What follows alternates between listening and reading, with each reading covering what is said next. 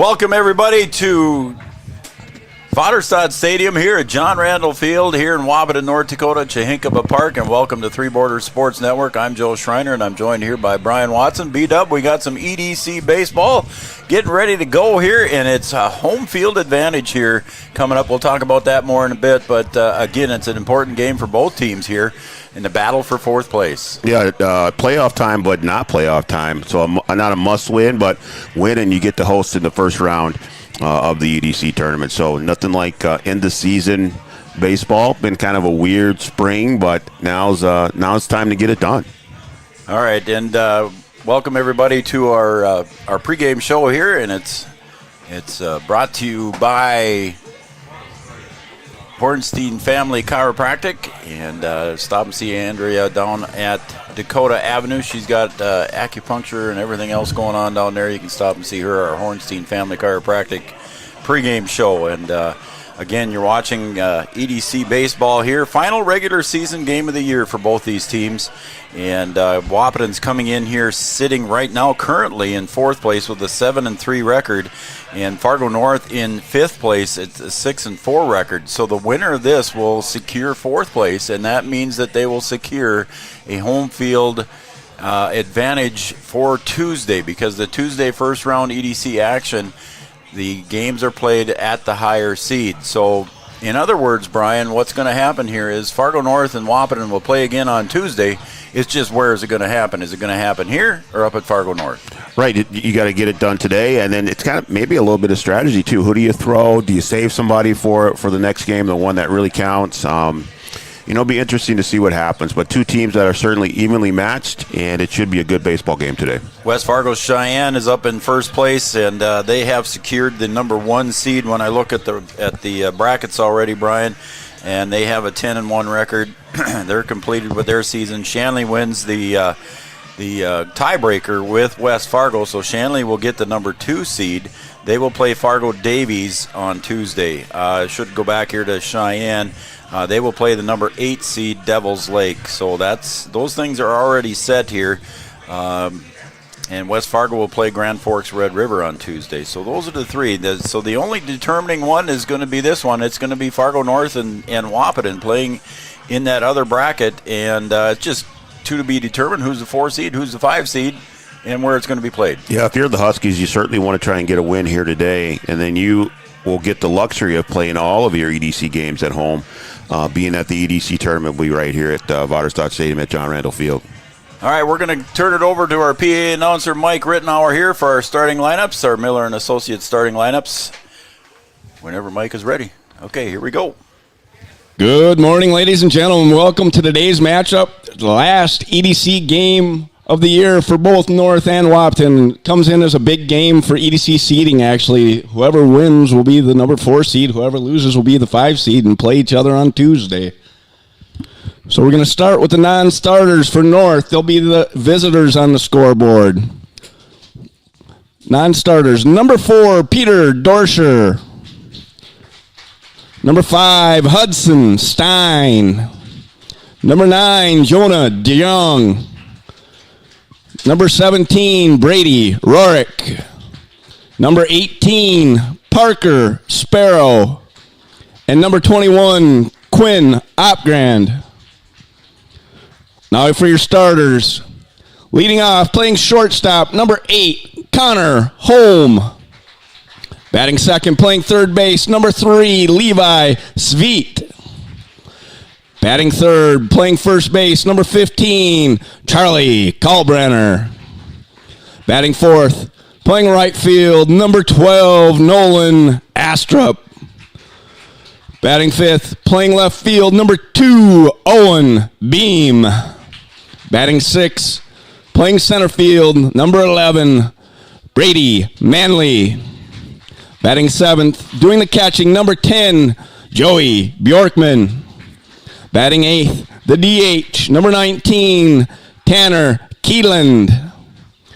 Batting ninth, playing second base, playing second base, number 6, Caleb Brigham. And doing the pitching, number 24, Zach Lamont. The Spartans are coached by head coach Nate Walsh. Assistants, Gunnar Lindstedt, Jonas Sanders, Mike Betane, Jeremy Flagg, Joey Wellen, and Darren Stanilowski. Now for your home team on the scoreboard. Starting with your non-starters. Number 8, Jack Rittenauer. Number 10, Cooper Klosterman. Number 12, Nick Langenwalter. Number 19, Keegan Lynch.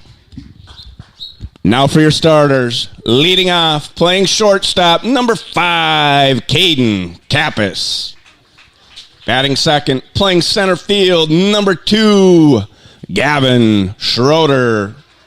Batting third, doing the catching, number 7, Jackson Fleeflet. Batting fourth, playing right field, number 6, Jaden King. Batting fifth, playing first base, number 1, Josiah Hoffman. Batting sixth, doing the pitching, number 9, Caden Hockert. Batting seventh, playing third base, number 11, Riley Timian. Batting eighth, the DH, number 23, Braxton Pauly. Batting ninth, playing left field, number 4, Miles Hinckley. And playing second base, number 13, Skylar Blado. The Huskies are coached by head coach Lundsetter and assistant coaches Hunter McCall and Will Ulick. Andrew Lundsetter, excuse me. Ladies and gentlemen, please rise. Remove all hats or caps as we salute the flag of our nation.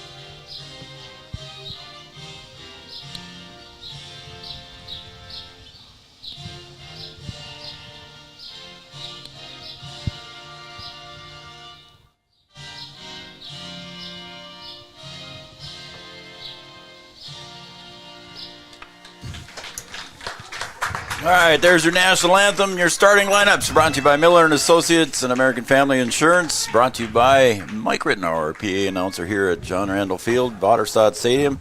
We'll be right back with our Thrivent first pitch right after these breaks. Have you ever considered chiropractic for your family? Dr. Andrea and the staff at Hornstein Family Chiropractic love to see families. With 16 years of experience seeing brand new babies, pregnant women, toddlers, teens, athletes, she cares for your family like it's her family. Join Hornstein Family Chiropractic at 715 Dakota Avenue in Wahpeton, and we will help your family grow up healthy.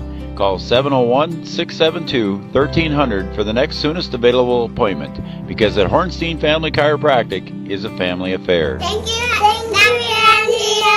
A local insurance team ready to serve you. American Family Insurance, Miller and Associates, providing home, auto, life, farm, and business insurance.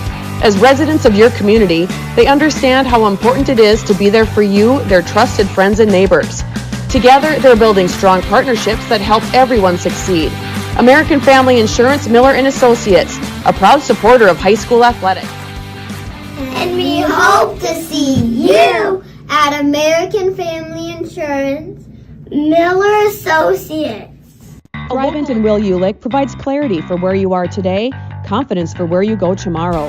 At Thrivent, Will Ulick can help you address a variety of complex subjects to meet your unique wealth management needs, from retirement planning to investment management and estate planning. Thrivent. What are you invested in? Thrive with purpose.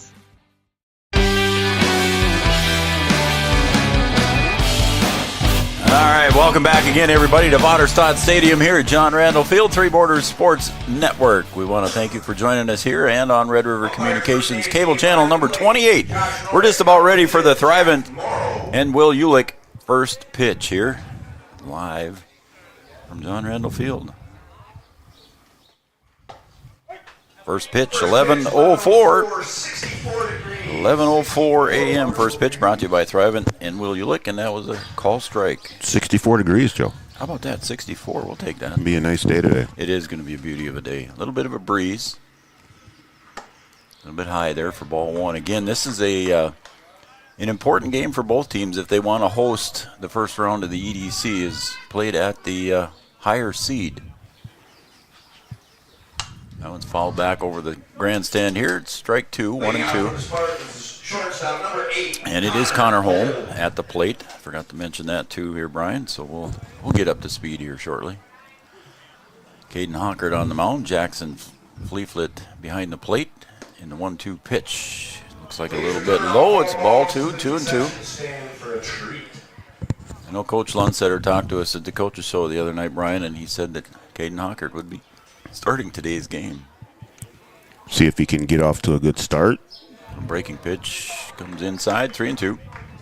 Home plate umpire Josh Nordick on the bases, Jeff Morrow.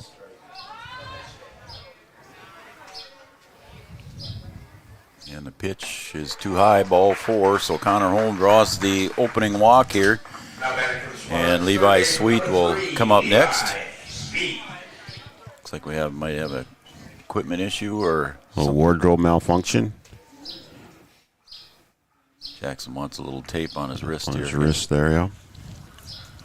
Again, it's a senior day here, Brian. It's the last home game, so the seniors will be recognized between games here, and there's 8 of them on the roster here for the Huskies. Yeah, and these seniors have played a lot together. Yeah, a long time. Part of that crew that made it to the Legion World Series.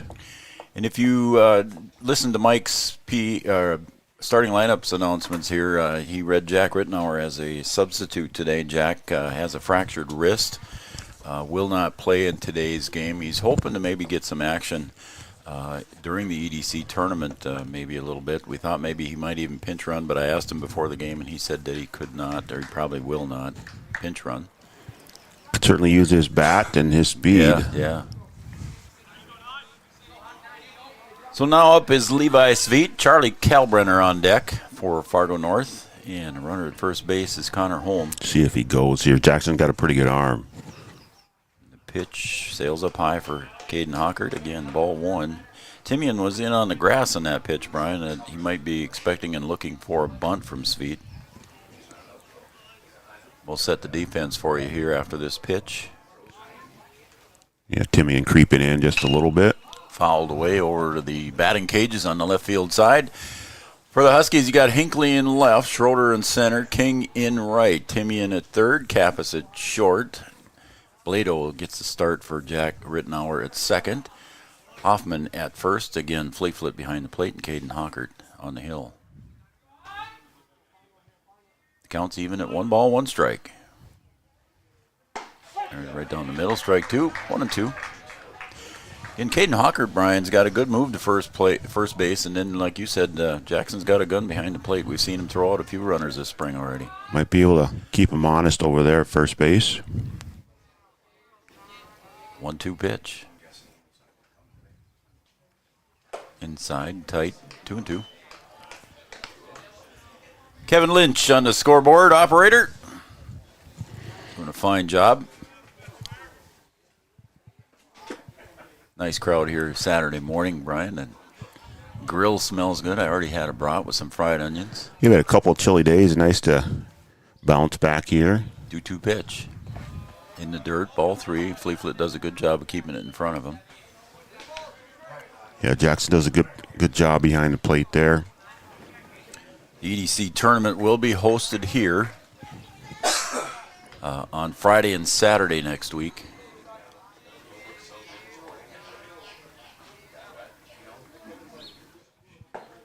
Oh, and another walk issued by Hawkert. Another full count and another walk issued here.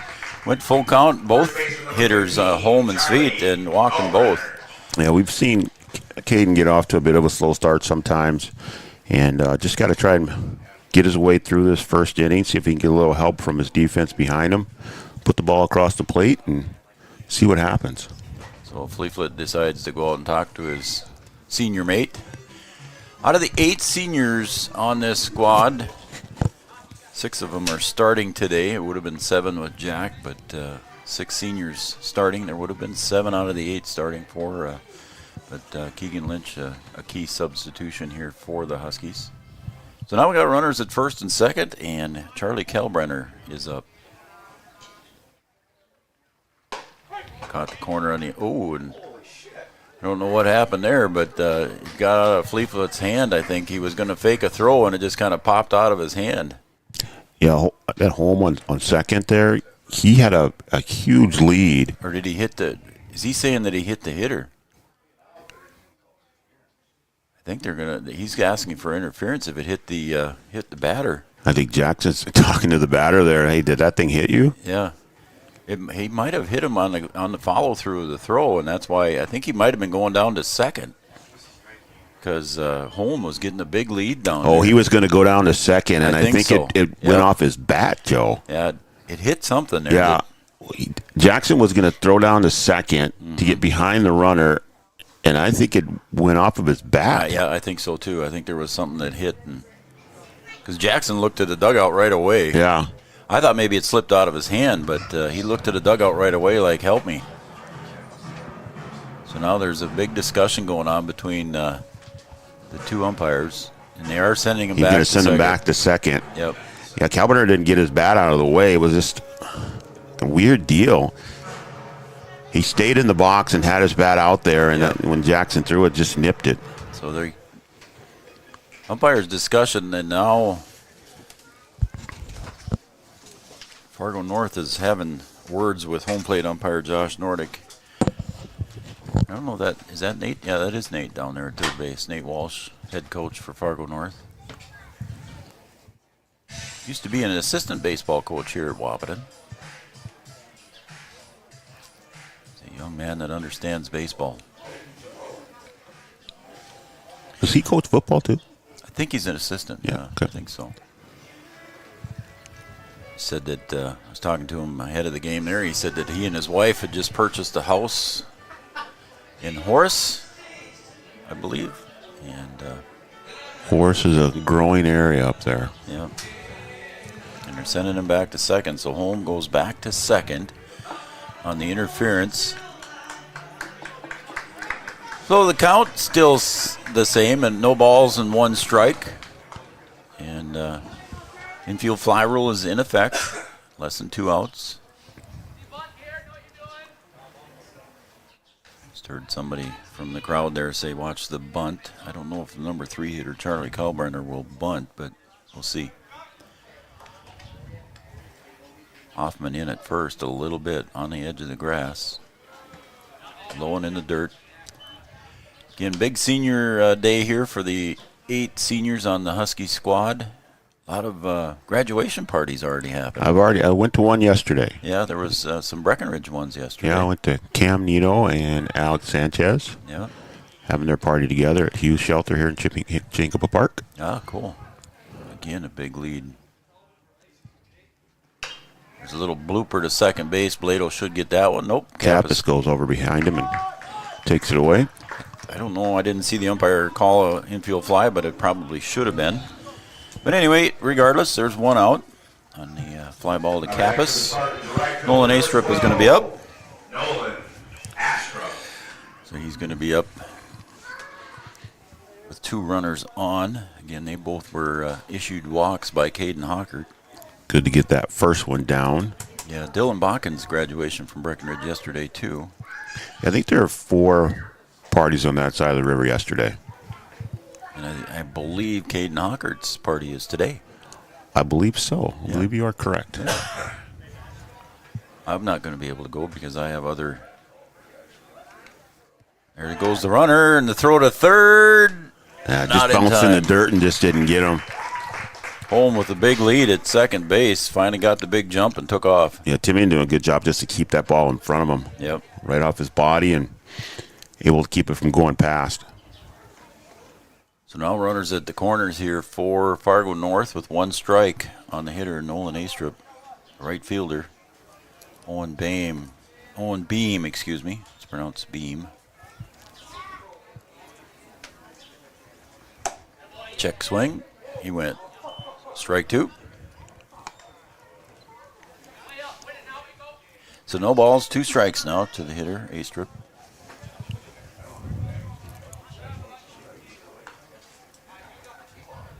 And runners at the corners here for North. Sweet at first, Holm at third. 1 out, pickoff move to first.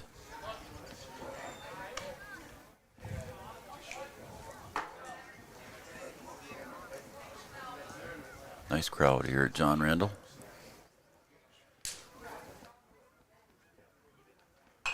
Swing back into the net. The count remains no balls, 2 strikes. Fleetfoot set up on the outside corner, and that's where Hockert put it. Field is greening up nice here at Waterstad Stadium, Brian. Looks good. Yep, need a little bit of rain and finish it up. Hockert steps off the rubber.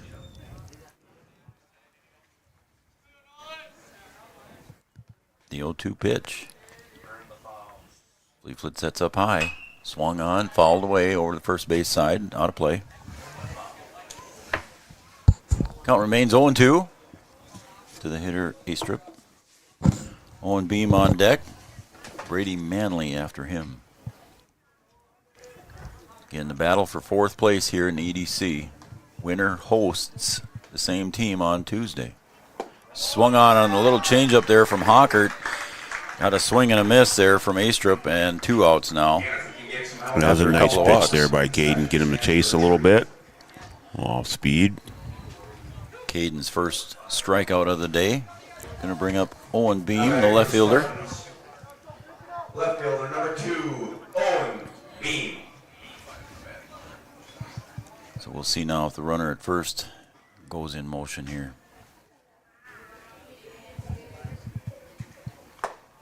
Call strike on the outer half.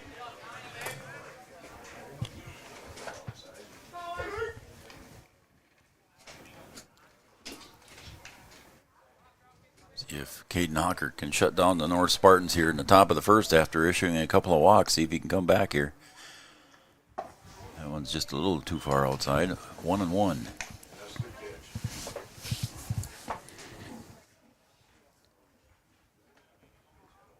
Picnic table down here on the third base side is full, and everybody's got their lawn chairs and their feet up on the wall down there, looking good.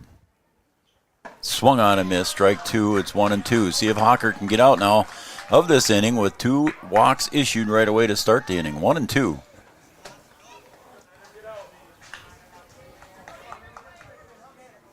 Got the sign from Fleetfoot, nodded yes.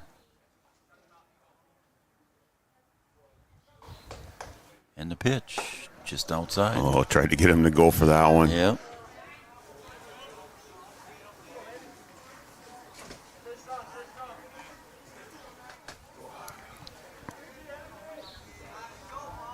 The 2-2 pitch. Misses high, ball 3. So the count is full. The runner at first base, Levi Sweet, will be taken off with the pitch. We'll see if Hockert tries to entice him to take off early.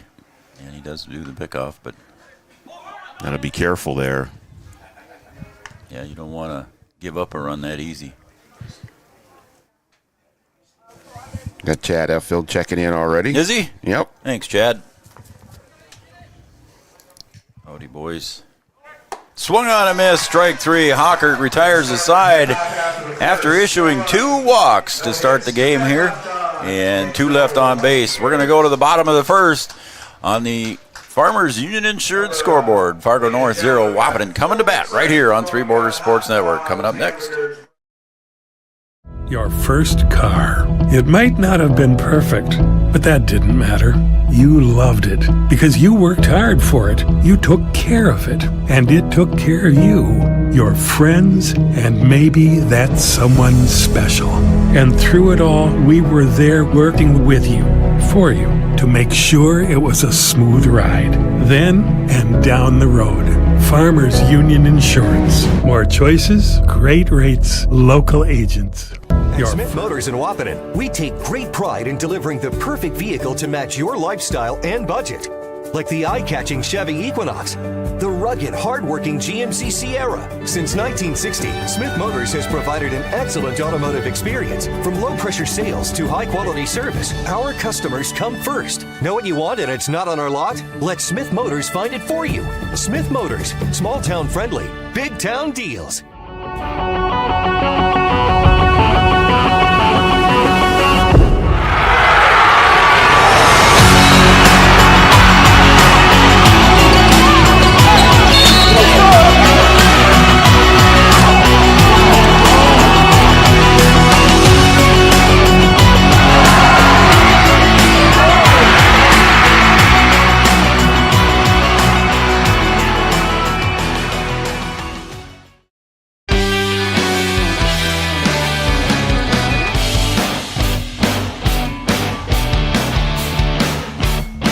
Welcome back to Vaterstad Stadium here at John Randall Field.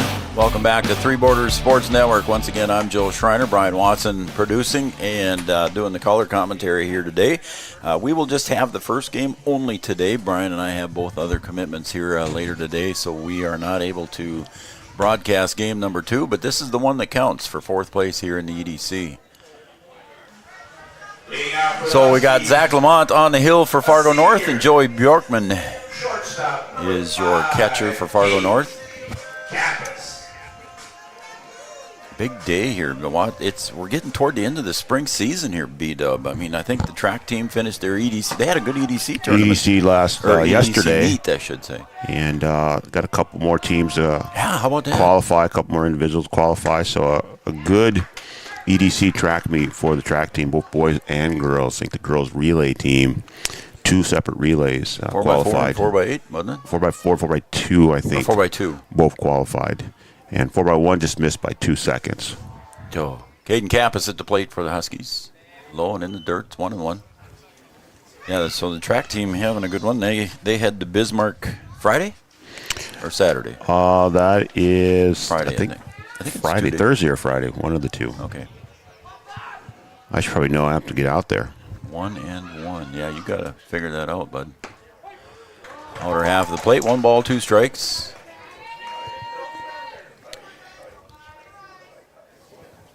Caden Kappas in his usual leadoff spot.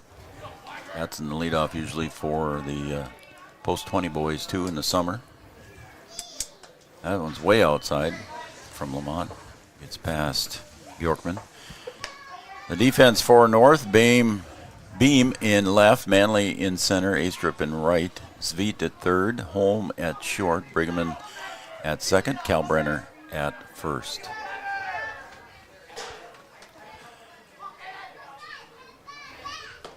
Now just a little bit too low. Good eye there by Caden, and the count's full. Caden with good speed. Again, we talked about the speed on this whole team, Brian. There's just good They're speed up and down the lineup. Loaded with wheels, Joe. There's a crack to right field, and coming in and making the catch on his knees is Astrup. Yeah, that's a nice play out there by Astrup, able to charge it and had to go down to the ground to get it. And a good first out there for the Spartans. That'll bring up another senior, Gavin Schroeder, the center fielder for Wahpeton.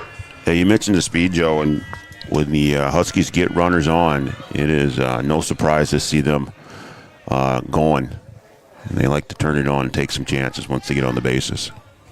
So Lamont now faces Gavin Schroeder. And there's a call strike in the outer half. 0-1 to the senior, Gavin Schroeder, wearing number 2 today. Huskies in their black jerseys with purple numbers, and that went behind him. I thought it almost hit him. I'm not sure how that got through there. I mean, he's not a big guy, but... No. Bjorkman just reached behind Gavin and picked it off. 1-1. Swung on and missed. Again, the JV guys are up there in Fargo. They're playing in the JV tournament. They won this morning already over Fargo North, 3-2. How about that? Good job there by the JVers. That one way outside. So I think Mike McCall said they are 2-1 in the tournament right now, and they're playing again today at 3 o'clock. There you go. That's respectable there. Yeah. So the JV squad having a good EDC tournament. Outside, 2-2. 3-2, excuse me.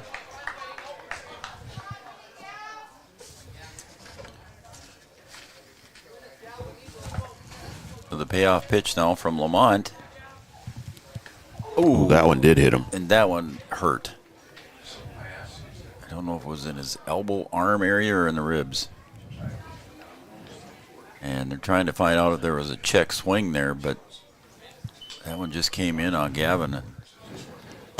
Got him in the, looked like the upper right shoulder.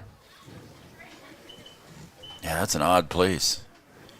As Chantel Shute from Essentia Health comes out there and checks on him, but he just walks away and says, I'm good. I think Bones, I'm good. Yep. Chantel Shute referred to as Bones around Wahpeton here. Very good trainer for the Husky Athletics. It's going to bring up Jackson Fleeflet, the catcher. Number 7. Career leader in doubles for the Huskies. I think the number is, 23 now? Somewhere in there, 24? It's above 20, that's for sure. Yep. It was 20 to break it, I think. Held by Jeremy Bonches at one time.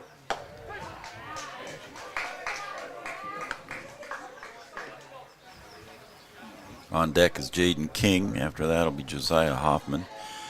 So the runner first, Gavin Schroeder. 1 out here for the Huskies. Jackson Fleeflet going to the University of Minnesota Crookston to play baseball. Schroeder dives back. Along with Caden Kappas. Along with Cam Nito. From Breckenridge. So 3 of the guys. They're all rooming together too, I guess. Oh, is that right? Yep. Look out. Yeah, Caden told me that the other day. They were all 3 rooming together. Yeah. And I think one squirts away from Bjorkman, but nowhere to go for Schroeder. And I believe Caden told me that there was a player from Fargo Davies. Fargo Davies, I Davies? think. Yeah, that's that'd be rooming with correct. them too. Yep. So they're all going to room together and play baseball up there. So good for them guys. Good Division II program up there, Crookston. Yep. 1-1 pitch, swung on, chopped right back up the middle. Is it going to squirt through? And no, but I would say that's a base hit there. Would have been a tough play either way there for the second baseman, Brigham. Brigham doing a good job to get over there. I think it hopped right over the bag, and he went down to the ground and tried to flip it and wasn't able to get anything behind it, decided to just keep the ball. Yep. So Schroeder at second when he was hit by a pitch. We'll give Jackson Fleeflet a single. It was up the middle. It would have been a tough play for Brigham. Brings up the number 4 hitter, Jaden King, the right fielder. Caught the corner, strike 1. Yeah, they're fortunate there. That ball didn't hit the bag solid and pop right over Brigham's head. Yeah. Brigham really shading toward the bag here on King, looking for him to pull the ball. There he comes, trying to keep him honest over there. Yes, that one's fouled back into the net. Count goes to 0-2 for Jaden. Left-handed pitcher also here for the Huskies. Would assume he'll be saved for one of the EDC games. Both these teams will make the EDC tournament for sure. Low and outside, ball 1. Yeah, you could see Jaden on Tuesday.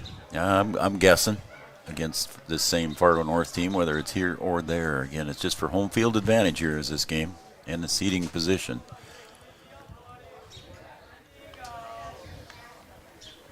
Oop, foul ball off the bat, check swing. Again, it's higher seed hosts on Tuesday in the first round all the way through. It's a tough spot to be in, too, Joe. You're 4-5. You win that game. You got to go face number 1. Mm-hmm. Provided they win. Correct. And we said the number 1 seed was Cheyenne. Wahpeton played Cheyenne early in the season, lost by the 10-run rule. In fact, it was the first league game of the season for Wahpeton.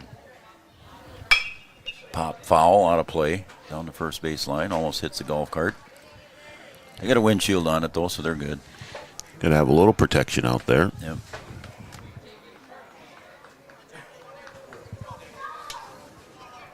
Beautiful day for baseball here at Waterstadt Stadium, John Randall Field. Chahinkapa Park, and that one goes behind King. So another one behind him. Jaden didn't move. He was going to say, all right, if it's going to hit me, let it hit me in my leg, and just went behind him again. Yeah, just left his hand a little early. 2-2 from Lamont. Swung on a miss, strike 3. King is retired on strikes. Yeah, Jaden not happy with that at bat. So Lamont records his first strikeout here, and the first out for Wahpeton, and that's going to bring up the big first baseman, Josiah Hoffman. I was down at the airport park the other day when they played down there because John Randall was unavailable. Did you get to see the Grand Slam? I did. There you go. It was a bomb. Yeah, I was sitting down the third baseline, and it just went a rocket line drive over the fence. See if he can do something here with 2 outs for the Huskies. Chopper. There you go. Oh, and Lundsetter tries to stop it with his foot. Yeah, that Grand Slam by Hoffman was the second Grand Slam of the season for the Huskies. You were not here. Oh, yeah, that's right. I watched it. That's right. You and Raleigh had that call. Yeah. That's right. That's right. Fleetfoot hit the first one. Yep. Schroeder dives back. Lamont does not have to throw. There is no such thing. No such rule if you don't throw the ball back to second. But if you do make a move to first, you have to throw it. That one got out of his hand a little early, too. Went up high. It's 2-1. Tried to break that one in there and left it up.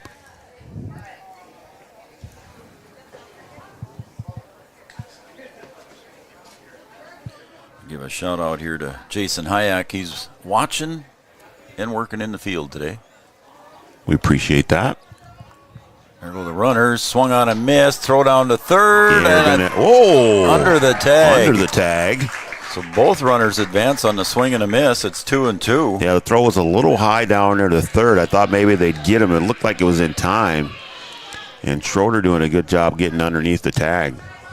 Yeah, the throw was high. It was above the head of third baseman Sveit, and he just couldn't get the tag down in time.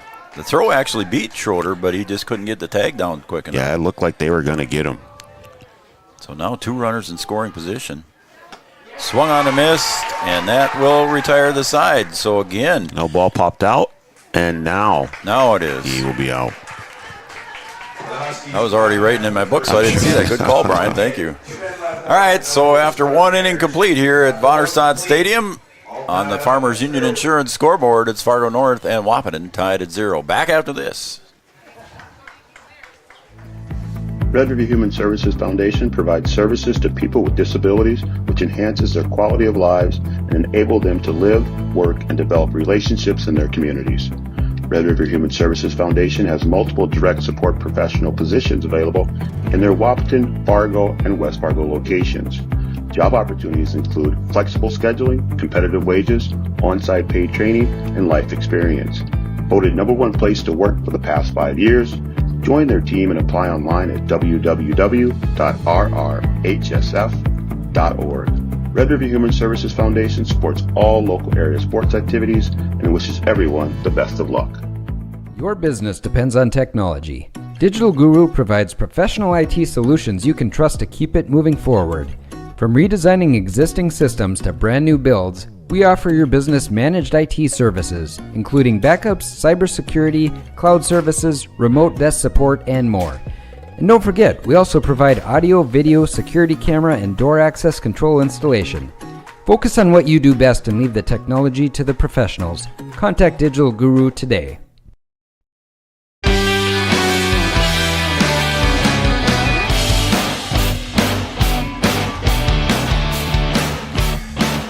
Welcome back to Three Borders Sports Network. I'm Joe Schreiner, Brian Watson producing and coloring today's broadcasts. Again, we're here with the EDC baseball between Fargo North and Wahpeton, and the winner will secure 4th seed in the EDC. The loser will secure 5th seed, and then the winner also gets home field on Tuesday. So these two teams will play each other again on Tuesday, the first round of the EDC tournament. Hockert delivers to Fleetwood a little bit high and away. Eric Kava watching too. Thank you, sir. Joe, our camera He's worried about Kevin over there. Oh, I'm sure. That one's fouled back into the net. Our camera shot today brought to you by Digital Guru. Oh yeah, Digital Guru, a good sponsor of ours as well. Thank all of our sponsors here. We've had a good spring season. It was a hectic spring season after everything was postponed. That one's fouled away over to the parking lot. I think your car is safe, though. Yeah, I'm in a good spot today. Okay. Unless it bounces about 3 times on the tennis courts. It's got a ways to get to I ours. got the fence. I'm backed in. That should be good. I hope so. It would take a conspiracy theory to hit my car. Forgot to say at the plate is Brady Manley. Popped up. Foul. Is Riley Timian going to have room? No. Just over the dugout there. Out of our camera view. Riley gave good chase. Almost hit Jeannie over there. Is she over there? I think so. Oh, yeah. Yeah, her and Pat are coming to the game today. Now back for the Spartans. Center fielder number 11. Part-time camera operator for us. Part-time. You better hope she doesn't go back and watch that.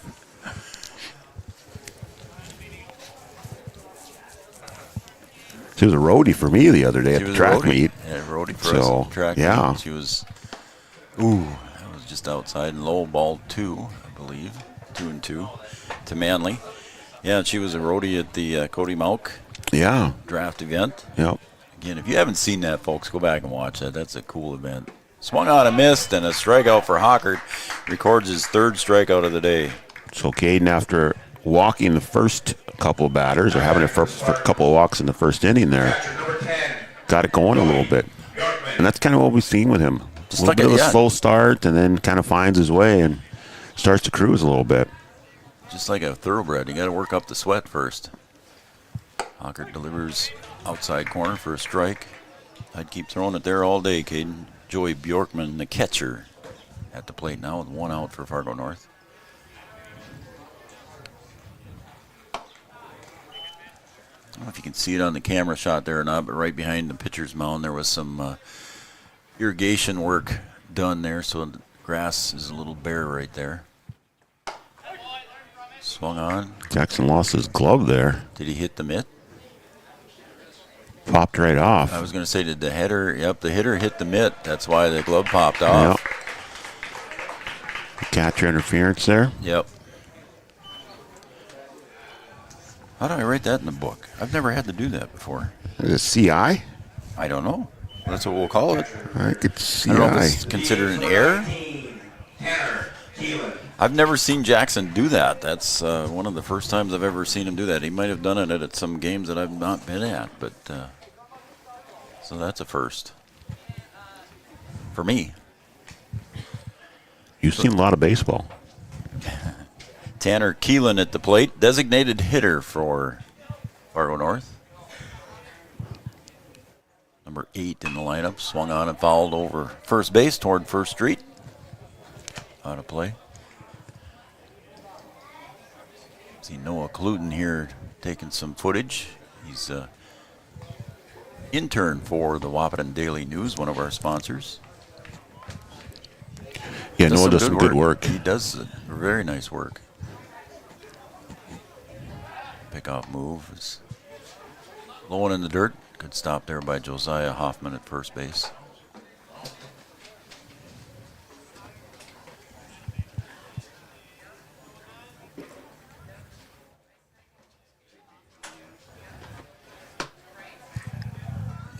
one sails outside. Ball 1, 1-1 to the designated hitter, Tanner Keeland.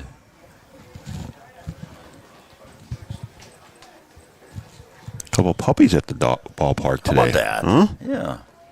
My dogs would be running all over this place. Oh, I don't know where that was. And Jackson Fleetfoot held it there for a few seconds. And he's talking to home plate umpire right now and saying, where was that? So just wanted to know for the next time. 2-1. A lot of Fargo North fans made the trip down the Yeah, Wahpeton. There goes big the game. runner. There goes the runner. And Fleetfoot's throw is high and not able to get the tag down in time was Caden Kappas. Throw was on the mark, just high. Yeah, just a Caden little didn't high. Jump up, yeah. You don't think your dogs would be no. well behaved here? No. Yeah, there was a little bit of a situation at the house the other day, and it might have been my fault. I'm not sure. If you talk to my wife, she knows it's my fault. But they were running There's loose. a call strike. Caught looking. They were running loose in the house and made a little bit of a mess. They got into a little bit of everything. So, yeah. They like to bark, too. I know when I stop by to pick you up to go to events or whatever, and they know when somebody's out there. They're a little noisy. You got three. I got three of them, Joe. Yeah, you got three of them. I know we got I have one. My wife has two. Let's put it that way. One of them's a doodle, There's right? two doodles. Two doodles and one lab. Yep, lab mix. Rescue dog. Outside ball 1 to Caleb Brigham, second baseman. Runner at second base right now is Bjorkman. Swung on and missed by the number 9 hitter. And it's 1-1. So Caden Hockert would like to get Caleb Brigham in here, number 9 hitter, before the leadoff hitter comes up.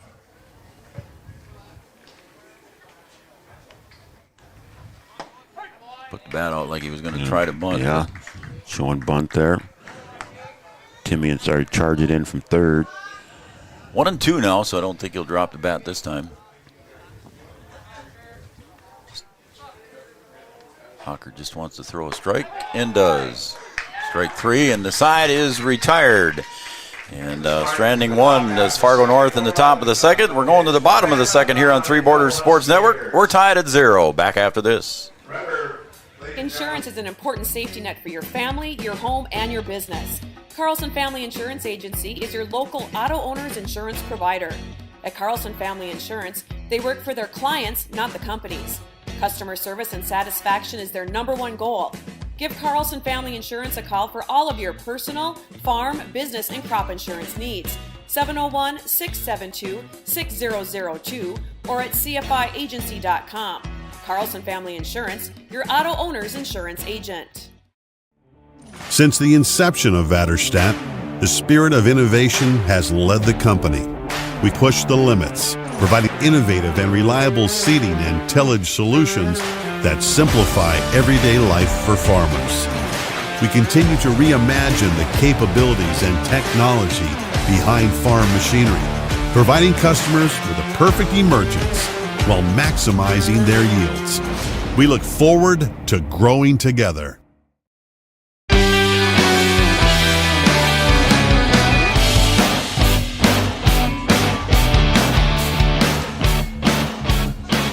Welcome back to Three Borders Sports Network, EDC Baseball here. And we're going to the bottom of the second. Brian, I forgot to mention here before we went to break there, Caden Hockert recorded all 3 outs in editing by strikeouts. So he's got 4 total on the day here already in 2 innings. That's a good way to get things going, Joe. And he's going to lead off the top. He's going to lead off the bottom of the second here, Caden Hockert. See if he can help himself out here. There you go. Kalbrenner very deep over at first base. That's fouled back. Strike 1 to Caden Hockert. Just off the end of the bat there. Zach Lamont on the hill. Joey Bjorkman, his battery mate, behind the plate.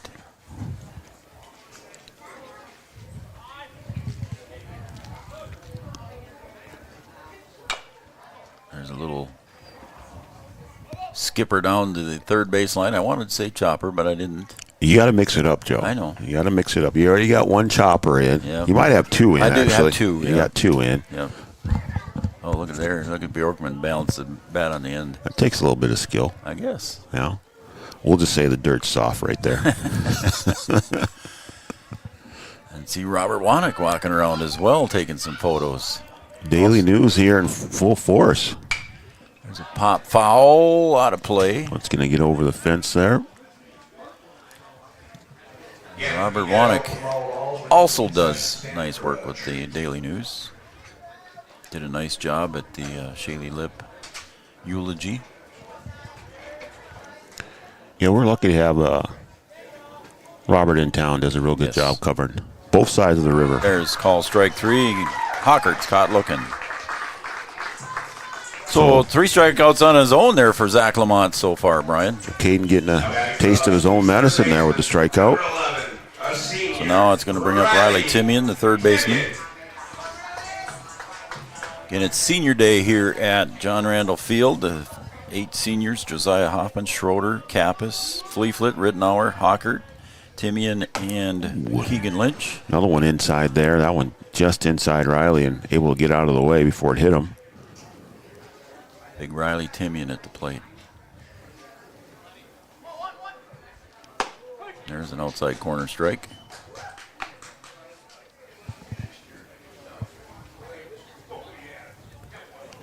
Riley's dad, Jay, I'm sure in the tractor today. Hopefully tuned in and watching the Three Borders Sports Network. I'm sure he is. He's outside. 2-1. Wayne and Mary Kappas, I'm sure they're watching down in the Minneapolis area. Speaking of that, there's Chris Kappas walking across the backstop there. Fouled back. It's 2-2.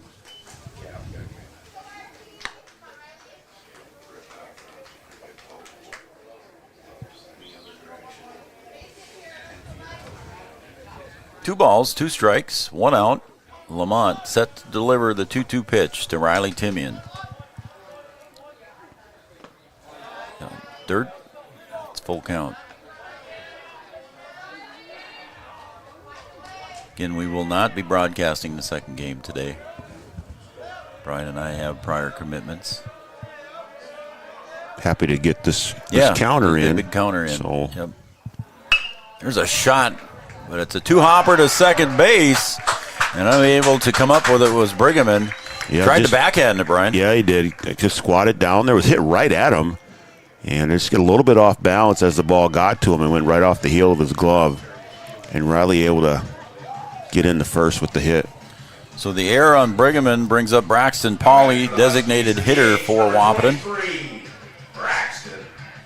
Batting for Skylar Blado at second base for the Huskies. So Braxton Pauley getting his first at bat with a runner at first is Riley Timian.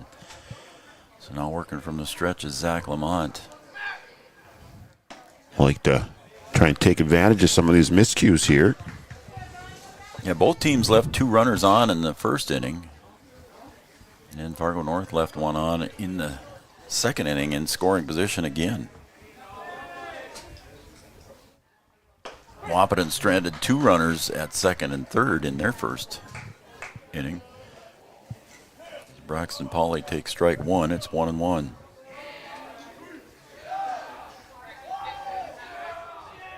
Fargo North over in the first base dugout. Wahpeton in the third. Outside, it's ball 2, 2-1. Flag blowing pretty much right to left. A slight breeze. Ooh, that one inside again, too. I guess so. And that one was inside in a hurry.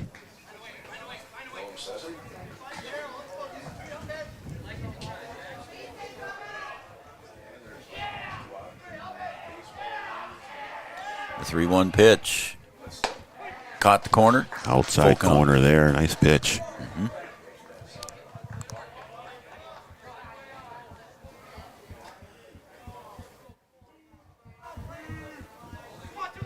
Three and 2. Payoff pitch now to Braxton Pauley. With 1 out, runner at first base is Timian. Pop, foul. It's going to be caught over at first base there by Kalbrenner.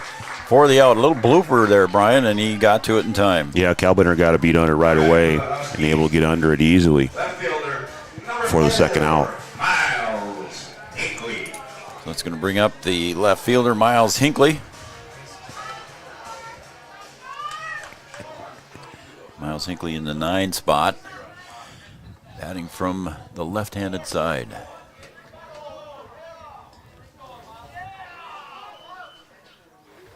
Fargo North playing him pretty much straight away. Center fielder Manley is shaded just a little bit on the left field side of second base. Pretty decent size gap there in right center.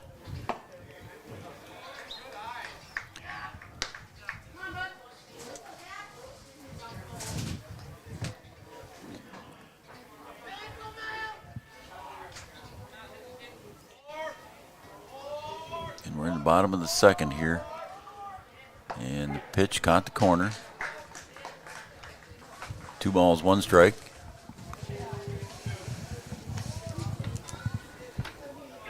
Two and one.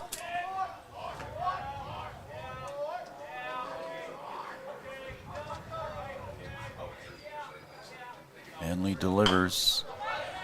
Little chopped in front of the plate and bouncing out of there in time was Bjorkman over to Kalbrenner for the out. So the out is recorded. And you were going to say something. Well, there, that Brian. ball just had a lot of spin on it. Yeah, I sure thought did. it was going to spin away from him and it just died right in the dirt.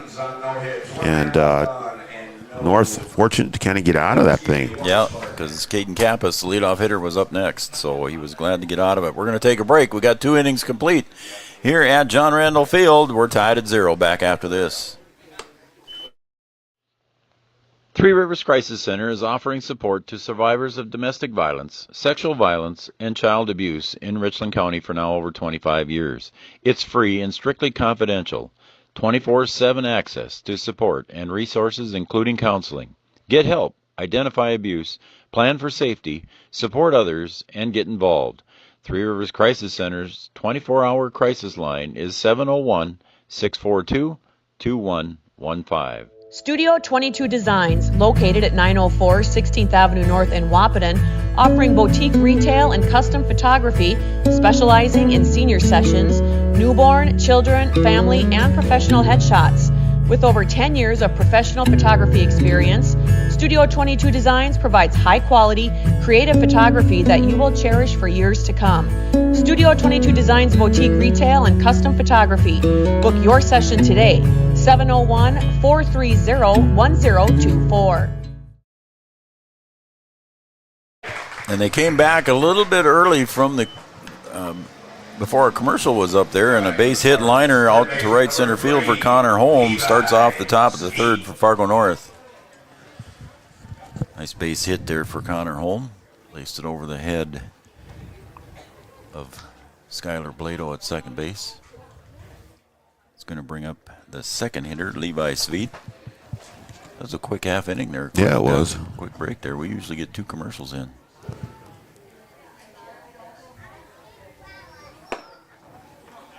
Inside, and Fleetwood gets that one stopped from Hockert. It's 1 ball. So each team with 1 hit. Each team has left 3 runners on base here through 2 innings. North with the 1 error. North with 1 error, yeah. Each team had 2 runners left on in the first. Each team had 1 runner left on in the second. And Fargo North starts out with a base hit here to lead off the third with nobody out. Sweet from Hockert. There's a drive to right field. King's going back. He's got to drift back fast, and it's over his head. Bounces up against the wall, so at least a doubles for Sweet. And everybody's held up at second and third as the relay came in to Josiah Hoffman. And everybody held up, so a double to the wall. That ball was hit all the way back to the warning track. I thought it was going to jump out, but the winds died a little bit. But well hit ball bounced right at the base of the wall in the warning track. And the Huskies fortunate to come away with no run scoring there. Yeah. So the leadoff hitter does his job, and Levi Sweet moves him around. You got runners at second and third now with nobody out. Inside, ball 1. Mr. Art Grocco in the house. In the press box. Royalty has arrived. Royalty is here. Popped up, foul, out of play. 1-1. Is there a sporting event that he does not attend? I think he just about makes them all. I would say so. Very, very strong supporter of the Wildcats. Of course, in Breckenridge as well as Wahpeton. Popped up. Left field side. Is it shallow enough for Hinckley? Oh, that came in fair, too. So it drops, and I think Miles Hinckley overran it or he lost it. Yeah, he just overran it a bit. That ball looked like it was going to go foul and fell right inside the line and just behind Hinckley's glove. So an error on the play. And Kalbrenner makes it all the way to second base on that one, so he gets an RBI on that. Brings up Nolan Eastrup now. He struck out in his first at bat. And everybody had to wait for that ball to come down. You couldn't tell what was going to happen. North will get one run out of it. And it landed just barely foul or fair, didn't it? Yeah, just inside the line.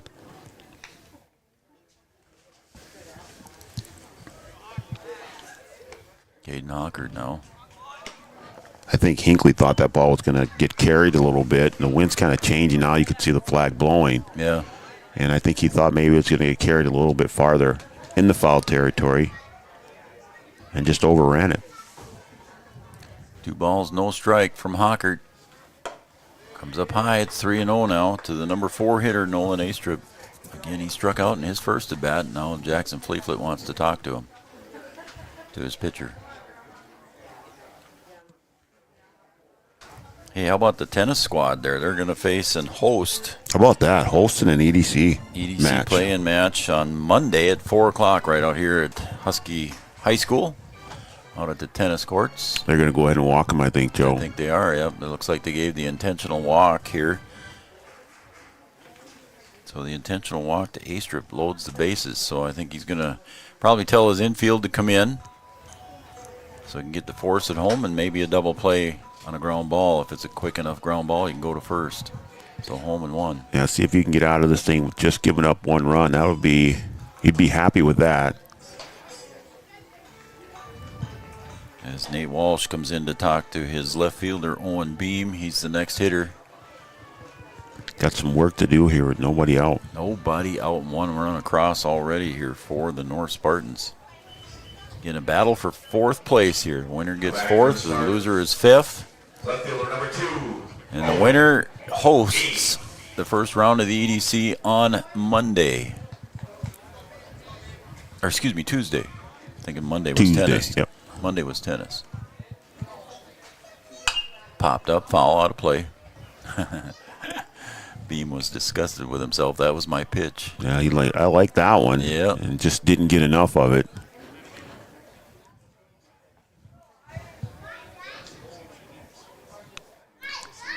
Beam looks like a tall young man.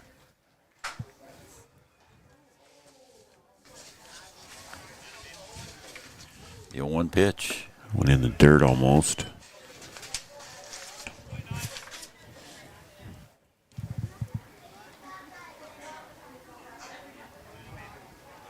Beam, a junior. Outfielder and pitcher. He also pitches for the Fargo North Spartans. 2-1. Yeah, there is a really good crowd here, Joe. Yeah, there is, isn't there? Very nice. Really Fun filled to in see. nice. And there's a strike. 2-2 now. Count is even. Hockard would like to take this one himself. Huskies are not on the grass, Brian. I would have thought that Coach Lundsetter maybe would have brought him in on that. Little breaking pitch off the side. yeah, just missed with that one. 2. Is it full count? Yep. Yeah, the permanent seating here under the canopy here at John Randall is about 3/4 full. There's that ground ball. Hoffman flags it down, and it's got to go to first for Hockard covering. He looked at home, but he just decided he better take the sure out and go to first. I think he could have got him at home. But you got to take what you can get. Yep. So the second run across there as Sveit comes across to score after his double. And now runners still at second and third in scoring position here, and only one out for the Huskies. And more work to do here. Nice play by Hoffman there. I mean, he kind of dove down over to get it. Now the infield is in on the edge of the grass. I thought he could maybe come home to get him. Yeah. But, again, you got to make the play that you think you can get. Yep. And Hockert was good fundamental baseball where Caden Hockert was heading to the bag at first, and it was a good thing he did because there was no way Hoffman was going to get back over there. Again, a bunt square, and I don't know if that was a squeeze or if that was just a safety squeeze. Brady Manley didn't get the bat on the ball, and coming down the third baseline, Kalbrenner had to hustle back and beat Riley Timian back to the bag.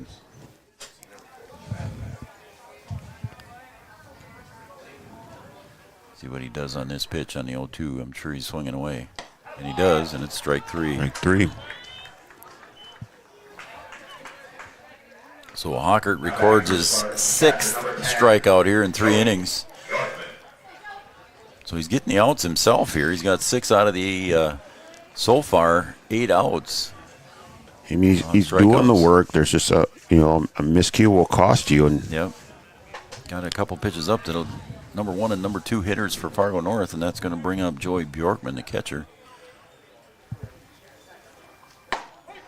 Pops a mitt, strike 1.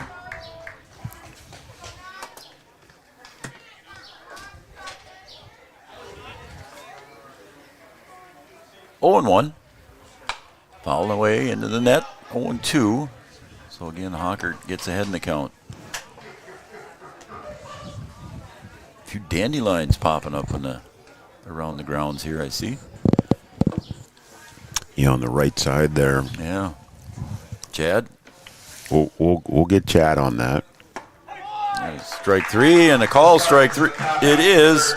And Hockert records another strikeout. We're going to take a break, and when we come back, Fargo North takes the lead here in the top of the third. We'll be right back for the bottom of the third on the Farmers Union Insurance scoreboard.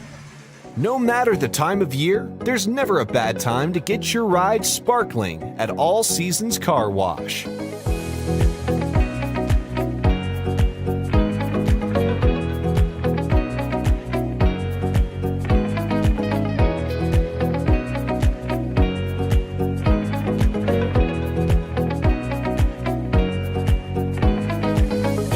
Deserves to shine all year round. We'll see you at All Seasons Car Wash.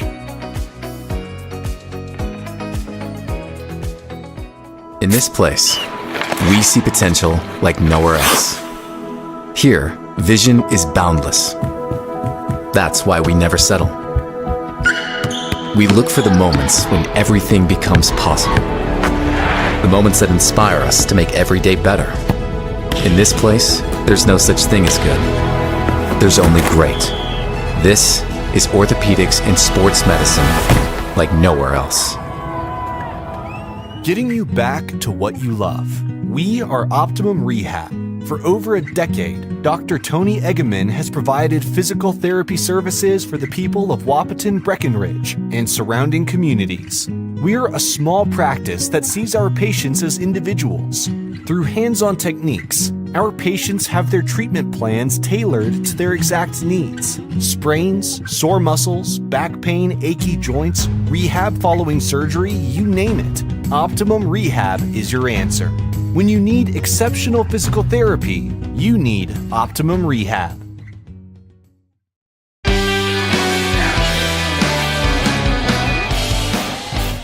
All right, the North Spartans get 2 runs here in the top of the third, and Caden Kappas leads off here at the bottom of the third. And the pitch from Lamont swung on and missed. Strike 1. So, yeah, some playoff softball coming up. BW Storm playing on Tuesday. That one's outside, just too far off the plate, 1-1. There's a lot of stuff coming up. Coming to a conclusion here, I suppose, is what I should say. Art was talking to me, got me all off track here. I got to try and get resituated. Kappas grounder to home at short and pulls Kalbrenner off the bag, and Kappas is safe. Kalbrenner almost got him with the tag on the backhand there. Almost, yeah. Nice play, a nice attempt at least. Came off the bag towards the runner, and as he caught the ball, snapped it behind his back there, tried to just get him, and good effort knowing he was going to be off the bag. So Kappas reaches on an error, brings up Gavin Schroeder, so we'll see now as the wheels on first base and at the home plate as Kappas dives back, and Zach Lamont understands that Caden Kappas knows how to run. Yeah, so BW Storm hosting a play-in, or not a play-in, but their first playoff game. They could potentially be the number 1 seed, I guess. I think in the section. In their section, yeah. Yeah. There's a square bunt, and Kappa's going to reach easily. And I don't know if he offered or not. Nope, ball 1. So it's ball 1 there to Gavin Schroeder.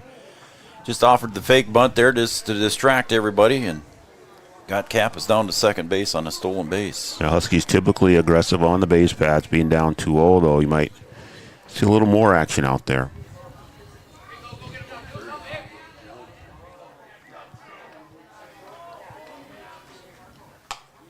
And it's fouled back into the net.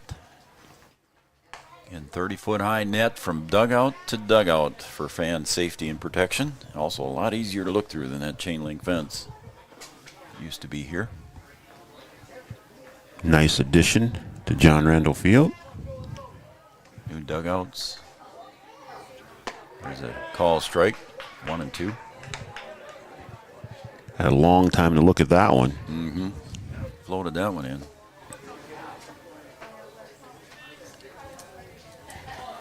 So Huskies looking to come back here in the bottom of the third with the leadoff runner, Caden Kappas at second, Gavin Schroeder at the plate. Lamont, there's a ground ball, just foul. I think Schroeder would have beat everybody to the bag on that Yeah, I one. think so. He's got the wheels to get there. Yeah. And that one, just foul.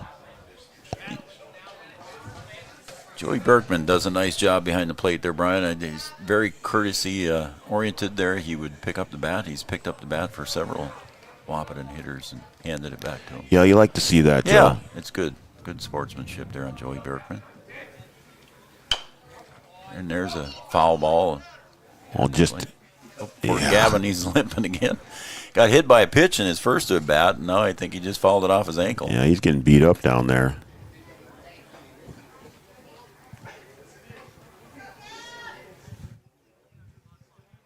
So counts 1 ball, 2 strikes. To Gavin Schroeder from Zach Lamont. Low ball, 2 and 2. Beautiful day for lawn chairs. Everybody sitting out in the sun, down the first base line, down the third base line. Free admission today, folks. If you're listening and watching here in town, just come on over. Or stay watching on Three Borders Sports Network. That's great. Red River Communications Cable Channel 28. And again. Well, that one in the dirt, 2 in front as well. He fouled it off himself again. Shaking his head like, what the heck is my day? I'm going to try and get one in play here. So Gavin Schroeder just beating himself up. He got hit by a pitch in the first at bat, now fouled it off his leg twice. Now, if he was a golfer, those would kind of be considered shanks, and those things come in threes, Joe. About 8s for me when I'm golfing.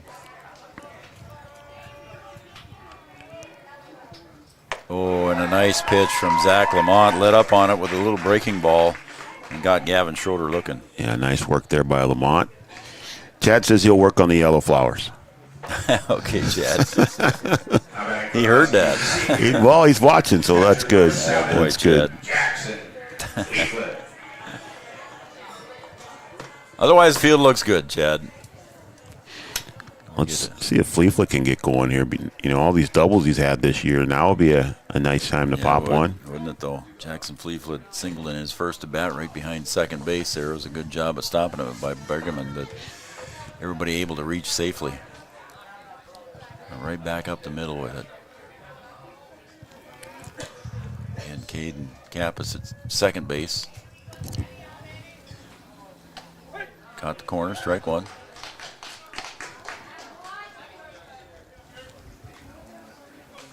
Kappas reached on an error. Bottom of the third, 2-0 lead here for Fargo North. Counts 0-1 to Jackson Fleetfoot from Zach Lamont. Fouls that one straight back into the net.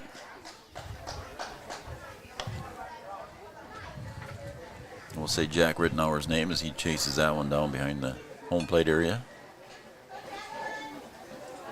Jack out with a fractured wrist. He got hit by a pitch. Was it against Fargo South? Against Fargo South, and he's going to try and work himself back into the lineup here. That one's low and in the dirt and skips away from Bjorkman over toward the third base dugout. Kappas takes a big turn at third, but unable to make the move to come home. So advancing one base is Kappas. Go ahead there, Brian. Well, he's going to try and work himself back into the lineup here if they play on Tuesday, which I find hard to believe, but hey, he'll do what he can. I don't know if he'd be able to play in the field and bat, but they'll try and use him any way that they can, I think. Yeah. Speed.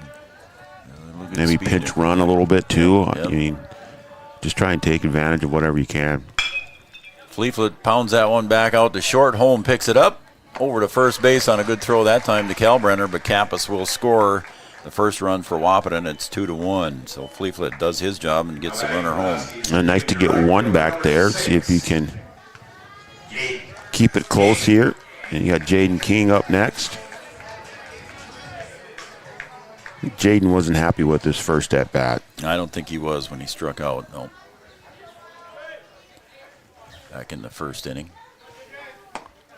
Outside in the left-handed batter's box for ball one.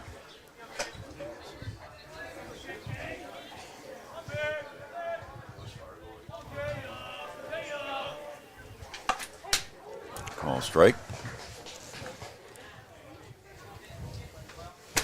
First Street area going to be worked on this summer here. They'll put a sidewalk in over there and a fencing.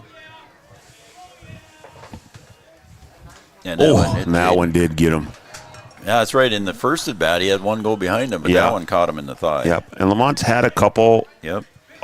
Inside, he had a couple behind batters, and that one hit the King square. First baseman, number 1, Josiah Hoffman. So the Huskies have scored one unearned run here in the bottom of the third after Fargo North scored 2 in the top of the third. And now Jaden King reaches first base on a hit by pitch, brings up Josiah Hoffman, who also struck out in his first at bat back in the first. Strike one on a foul.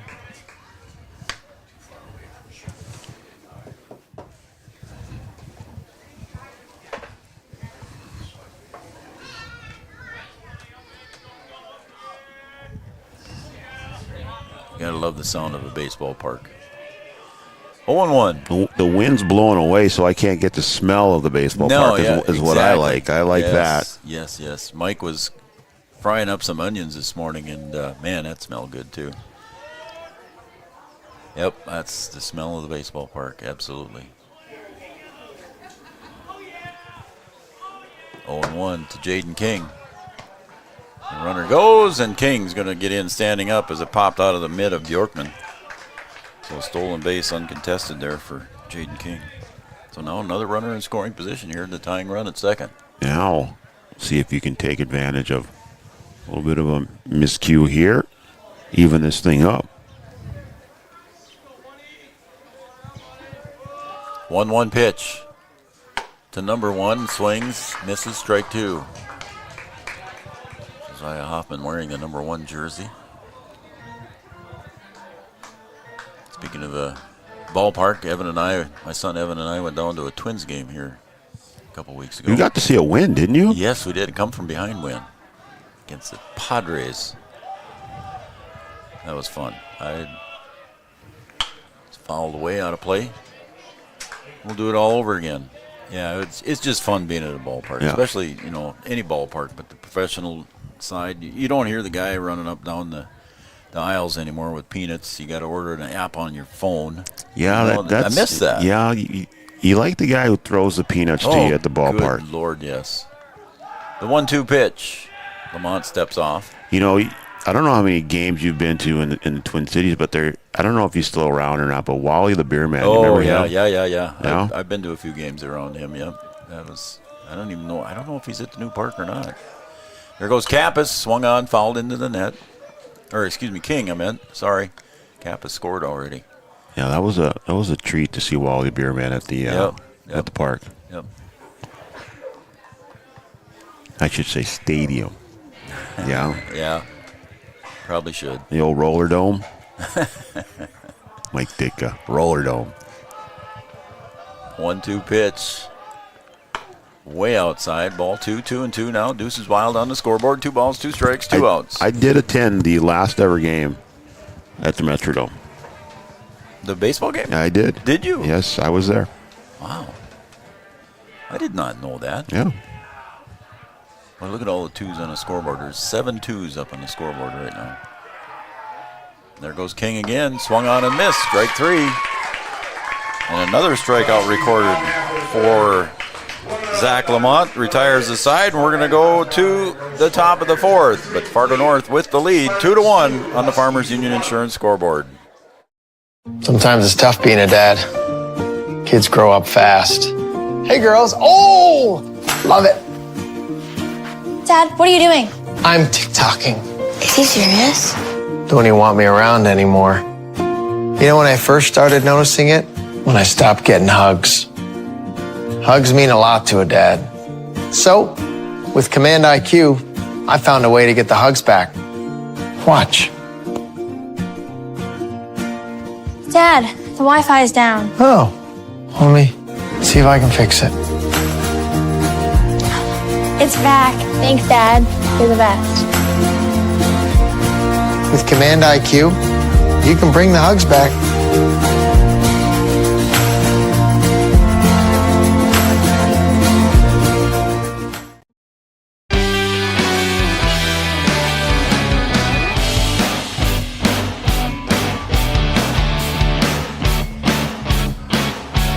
Welcome back to Three Borders Sports Network. EDC Baseball here today from Vaderstad Stadium at John Randall Field. Brian Watson producing today's show. I'm Joe Schreiner. Thanks everybody for joining us here. And if you want to shoot us a text, you can certainly do that at area code 701-640-2619. 701-640-2619 if you want to shoot me a text.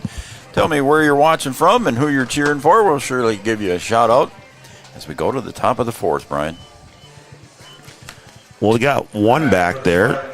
Now let's see if you can continue to contain Caden after a slow start. Kind of cruising a little bit, but had one miscue in the field that cost him a couple runs. Keelan dribbles it to short. Kappas up with the throw. Long throw and a nice stretch over there by Josiah Hoffman for the out. Nice play by Kappas to Hoffman. Yeah, Kappas showing off the arm there. So Tanner Keelan retired, the number 8 hitter. So the number 9 hitter will be up next. And that will be Caleb Brigham. And he struck out looking in his first at bat. So let's see if Hawker can go get another quick out here. Right down the middle there. You don't want to swung on foul back. So just coming right after him, Joe. Yep. I know my coach always said, don't mess around with 8-9 hitters. Just go right after Just him. bringing it. Yep. Announcing his presence with authority, Joe. Yep. The 0-2 pitch. That one's bouncer in the dirt, so it's ball 1-2.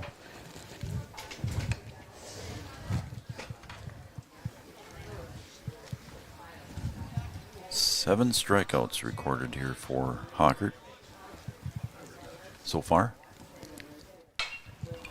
That one's fouled off the end of the bat toward Robert Wanick at first. A little off speed there after a couple fastballs.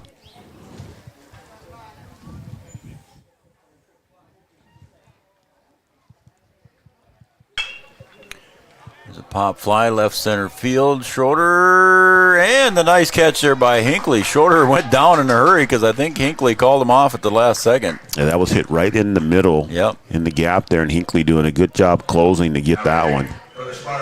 And I think if he would have missed it, Schroeder would have had it too diving. Yeah, Schroeder was diving behind him, so good play by both outfielders, Hinckley and Schroeder. brings up the leadoff hitter, single in his last at bat. Yeah, if that one falls in the gap, the runner is probably standing on third. Could have been. Hockert comes up high for ball 1.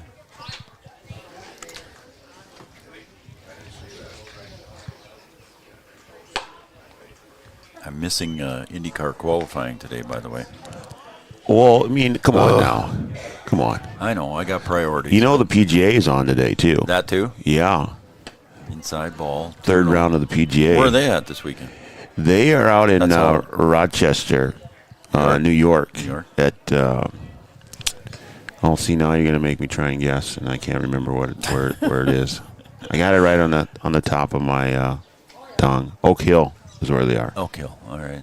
And again, a timeout here is Fleetfoot goes over to talk to Coach Lundsitter, but here comes Bones. So Chantel Shute coming out to make a visit as well. So I don't know if he... Bones under her keep today. I guess so. Seen her a couple times. She hauled the water jugs over to the Fargo North dugout. I give her a hard time in basketball. The girls' basketball team doesn't get a lot of attention. So hopefully she doesn't hear that. So it's okay. So what you're saying is if there's a boys and girls game, she's usually over at the boys. Either she's at the boys game, travels with the football team. And if there's one of our games going on, she's probably over at the hockey arena. That's how it is. Or wrestling or something like that. There's a call strike. 3-1. She's a good trainer, though. She's been around Wahpeton. I don't know how many years, but she's been around.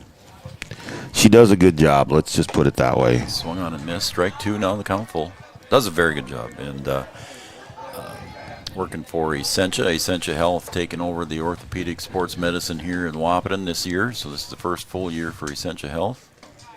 And that one skips in the dirt, ball 4, so he walks Connor home for the second time. Brings up Levi Sveet, doubled in his last at bat, and he also walked in the first inning. Yeah, you would have liked to get that third out there. You don't want to have this come back to haunt you.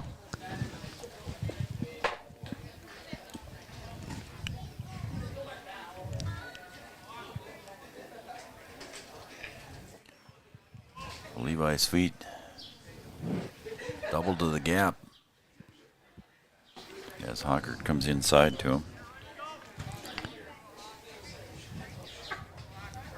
How about this? Uh-oh. Aunt Peggy watching in Lidgerwood and cheering on the Huskies and Caden Kappas. There we go. Great Aunt Peggy. Thanks. I want to say that might be one of the first times we've ever heard from Great Aunt Peggy. I'm going to say yes. So thanks for the text. We have an Aunt Sophie on the other side of the river. Yeah, so we do. We'll take another auntie. Yeah. So Hockert behind in the count again, and now behind 3-0 to Levi Sveet. All three of those pitches in the same exact spot, Joe.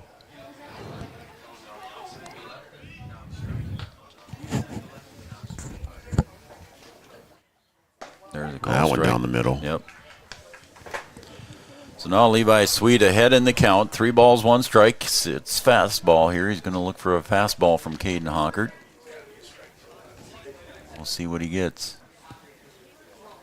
And it was, but it was a little low.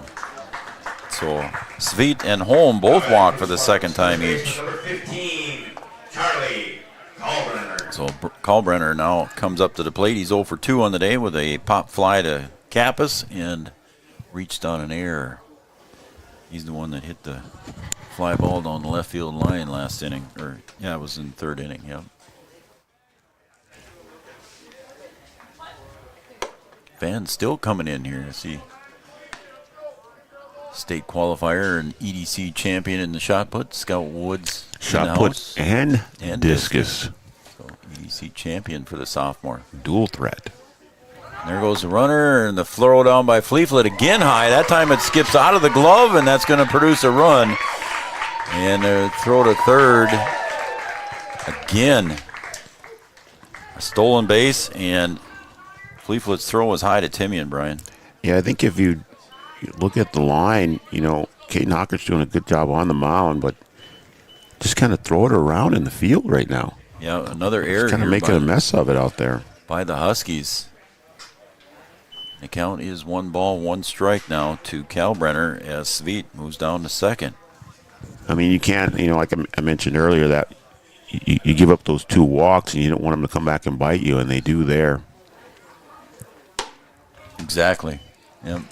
I mean, you 2 outs, and you had a chance to get out of the inning, and you let it linger on, and Spartans are able to extend the lead.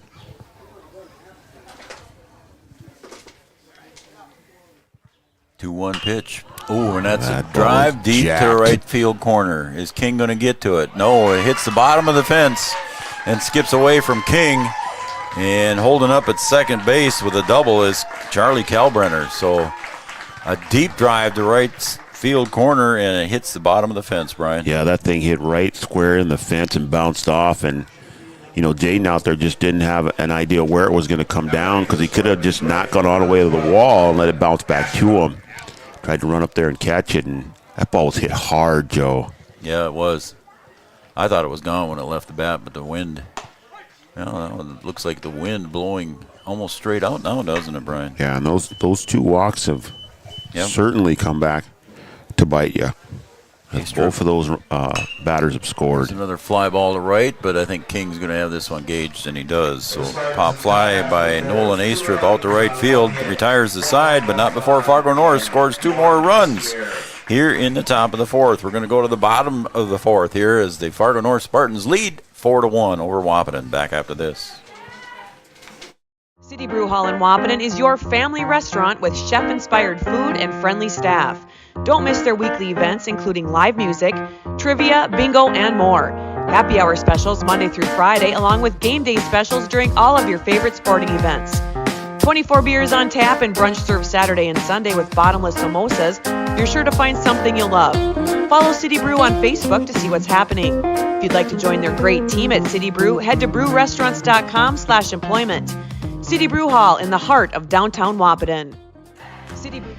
At OSPTI, our focus is on each individual's therapy needs, whether it be for speech, occupational, or physical therapy services. I'm Becky, a physical therapist at OSPTI, and I love being able to provide that personal care to each person that we see with clinics in Breckenridge, Hankinson, and Fergus Falls. You don't have to travel very far from home. From infants to athletes to adults, you can request OSPTI to meet your therapy goals.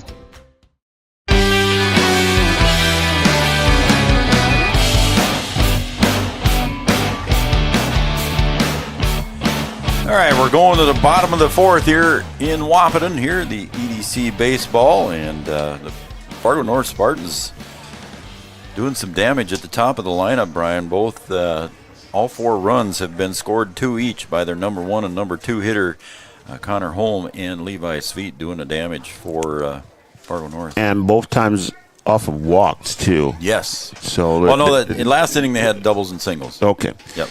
But the inning got extended off of walks. Correct. So there were 2 outs, and I think Holm walked. Yep. And just letting those innings linger on make it tough. Caden Hawkert at the plate facing Zach Lamont. And Hawkert drives one to right, and that might be, nope, it's caught. I was going to say it was over the head of Astrup there, but he gauged her well and backed up about 10 steps and made the catch. Yeah, the wind kind of blowing the flag. That's kind of right into the wind. That one got held up. Yeah, so now it's blowing right to left again.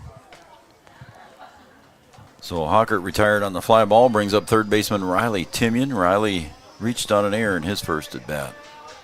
Hit the ball hard to second base. Another one inside to Timian.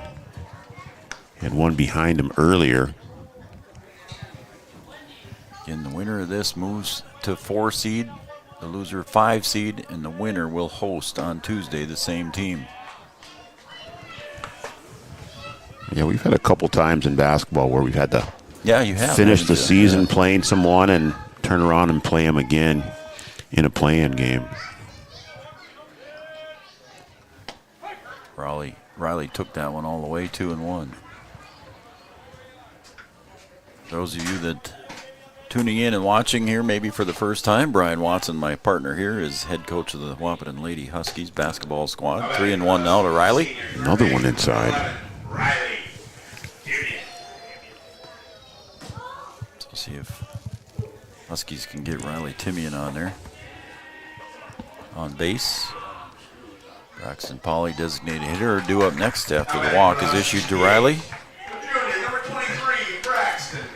Braxton Polly fouled out in his first at bat to first base, so we'll see what he can do here now with a runner at first base. Can the Huskies take advantage of a walk here? Get something out of it?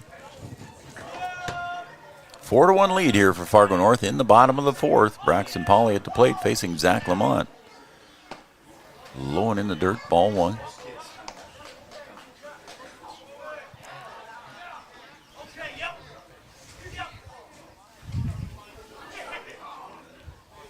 So far, 4 runs, 3 hits, 2 errors for North. 1 run, 1 hit, and 2 errors for Wahpeton. High and tight, ball 2.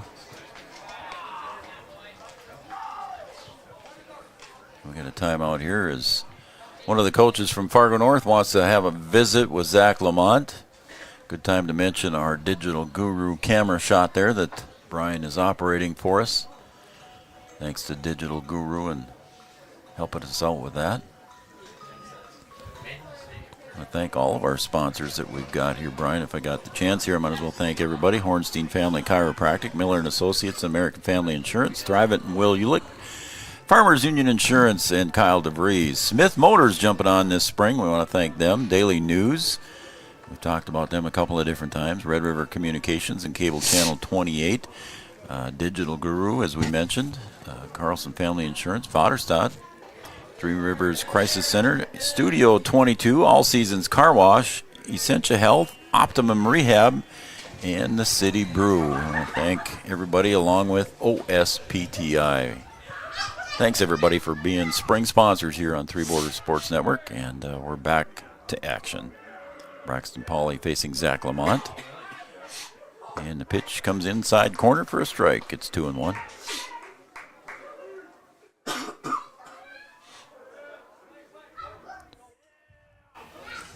Huskies looking to do some damage here in the bottom of the fourth with 1 out.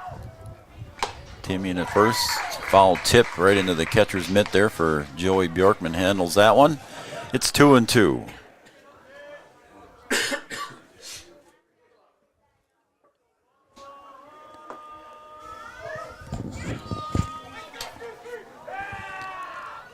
Lamont delivers the 2-2 pitch.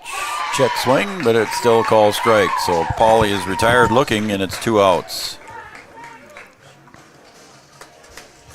We'll bring up the number 9 hitter, Miles Hinckley. Sophomore, number 4, Miles Hinckley. Hinckley in his first at bat kind of dribbled one out in front of the home plate, and Joey Bjorkman popped out and threw out Hinckley at first base. Leadoff hitter Caden Kappas on deck. Hinckley squares. He left the bat out there, and it's a call strike, even though it was high. Hinckley did not pull the bat back in time. So strike 1. Nice sunny day here at John Randall. Not a cloud in the sky that I can see here. Beautiful day.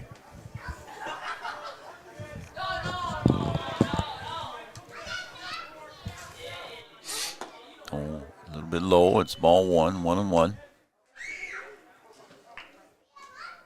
In the permanent seating underneath the grandstand here is about 3/4 full, I'd say, still. Some more folks have walked in. 1-1, 2 outs. Runner at first base, Riley Timian. Lamont delivers inside for a ball. It's 2-1. To the left-handed hitting Miles Hinckley.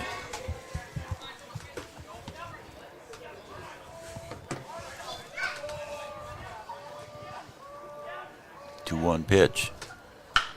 Pulled foul. 2-2, 2 outs. Yeah, Brian, I was saying if I was in the tractor right now, I'd probably be watching you do this game if you were doing it, or I'd be watching the IndyCar qualifications. Well, big weekend, man. I'm excited. Well, hopefully it would be Three Borders. Swung on and missed. The side is, well, yeah, I would be watching that. On the strikeout there, and that is the 7th strikeout. So both pitchers with 7 strikeouts here so far in the game, and we're going to go to the top of the 5th. Fargo North leads the Huskies 4-1 back after this. Have you ever considered chiropractic for your family? Dr. Andrea and the staff at Hornstein Family Chiropractic love to see families. With 16 years of experience seeing brand new babies, pregnant women, toddlers, teens, athletes, she cares for your family like it's her family. Join Hornstein Family Chiropractic at 715 Dakota Avenue in Wahpeton, and we will help your family grow up healthy. Call 701-672-1300 for the next soonest available appointment, because at Hornstein Family Chiropractic is a family affair. Thank you. A local insurance team ready to serve you. American Family Insurance, Miller and Associates, providing home, auto, life, farm, and business insurance. As residents of your community, they understand how important it is to be there for you, their trusted friends and neighbors. Together, they're building strong partnerships that help everyone succeed. American Family Insurance, Miller and Associates, a proud supporter of high school athletics.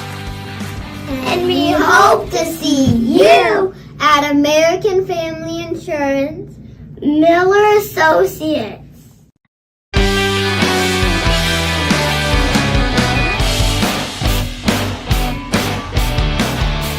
How about the little kids getting a little camera time there, doing some commercial work?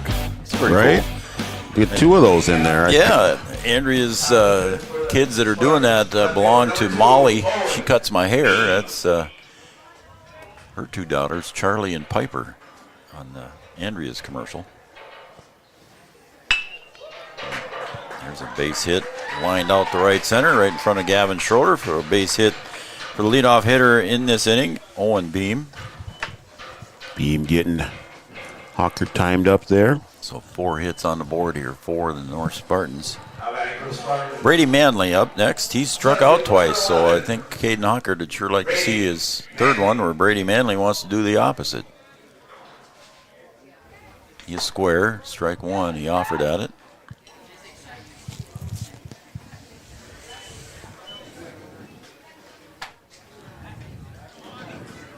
See if Coach Walsh wants to put the Timian up on the edge of the grass there, creeping in. That one's inside ball.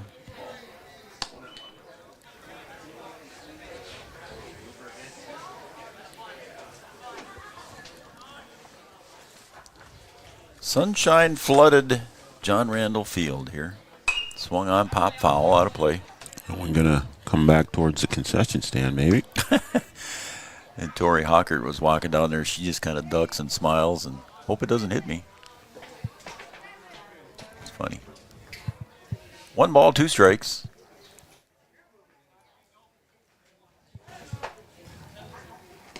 And that one squirts away from Fleeflet, and the count goes to 2-2, and down to second base was Beam. And you don't see that very often. No. That ball gets past Fleeflet, especially with the runner on.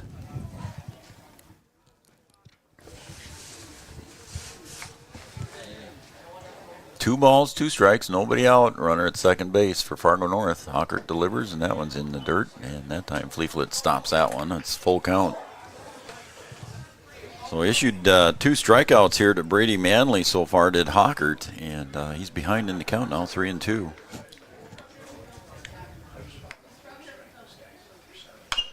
Pulled foul.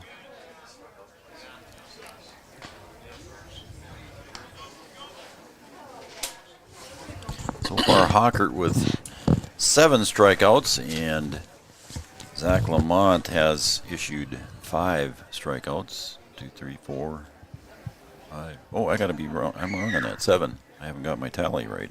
So both pitchers with 7 strikeouts. Kappas picks up the ground ball over to first easily for the out.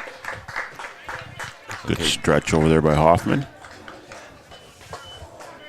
Now back for the Spartans, catcher number 10. Yep, 7 strikeouts for both pitchers so far in the game.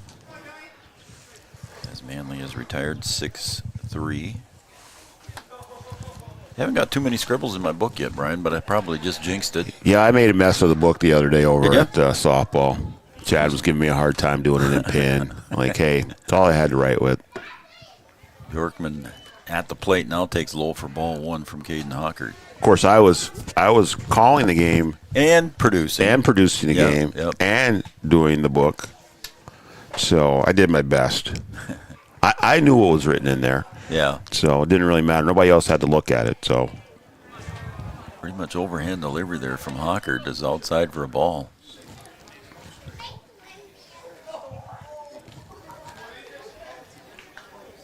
Infield on the edge of the grass here to try and prevent the run from scoring. And the Huskies trail 4-1 as that one's outside for ball 3.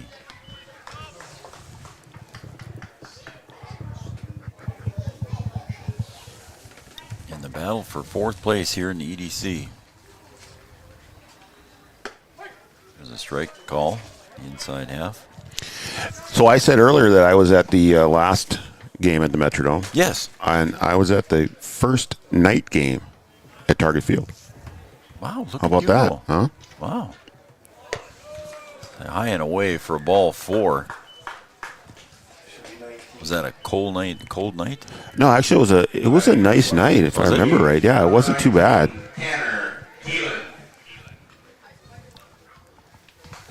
So the walk issued. We got a courtesy runner at first base. I think he is number 4, Pete Dorscher. Courtesy runner, number 4, Peter Dorscher.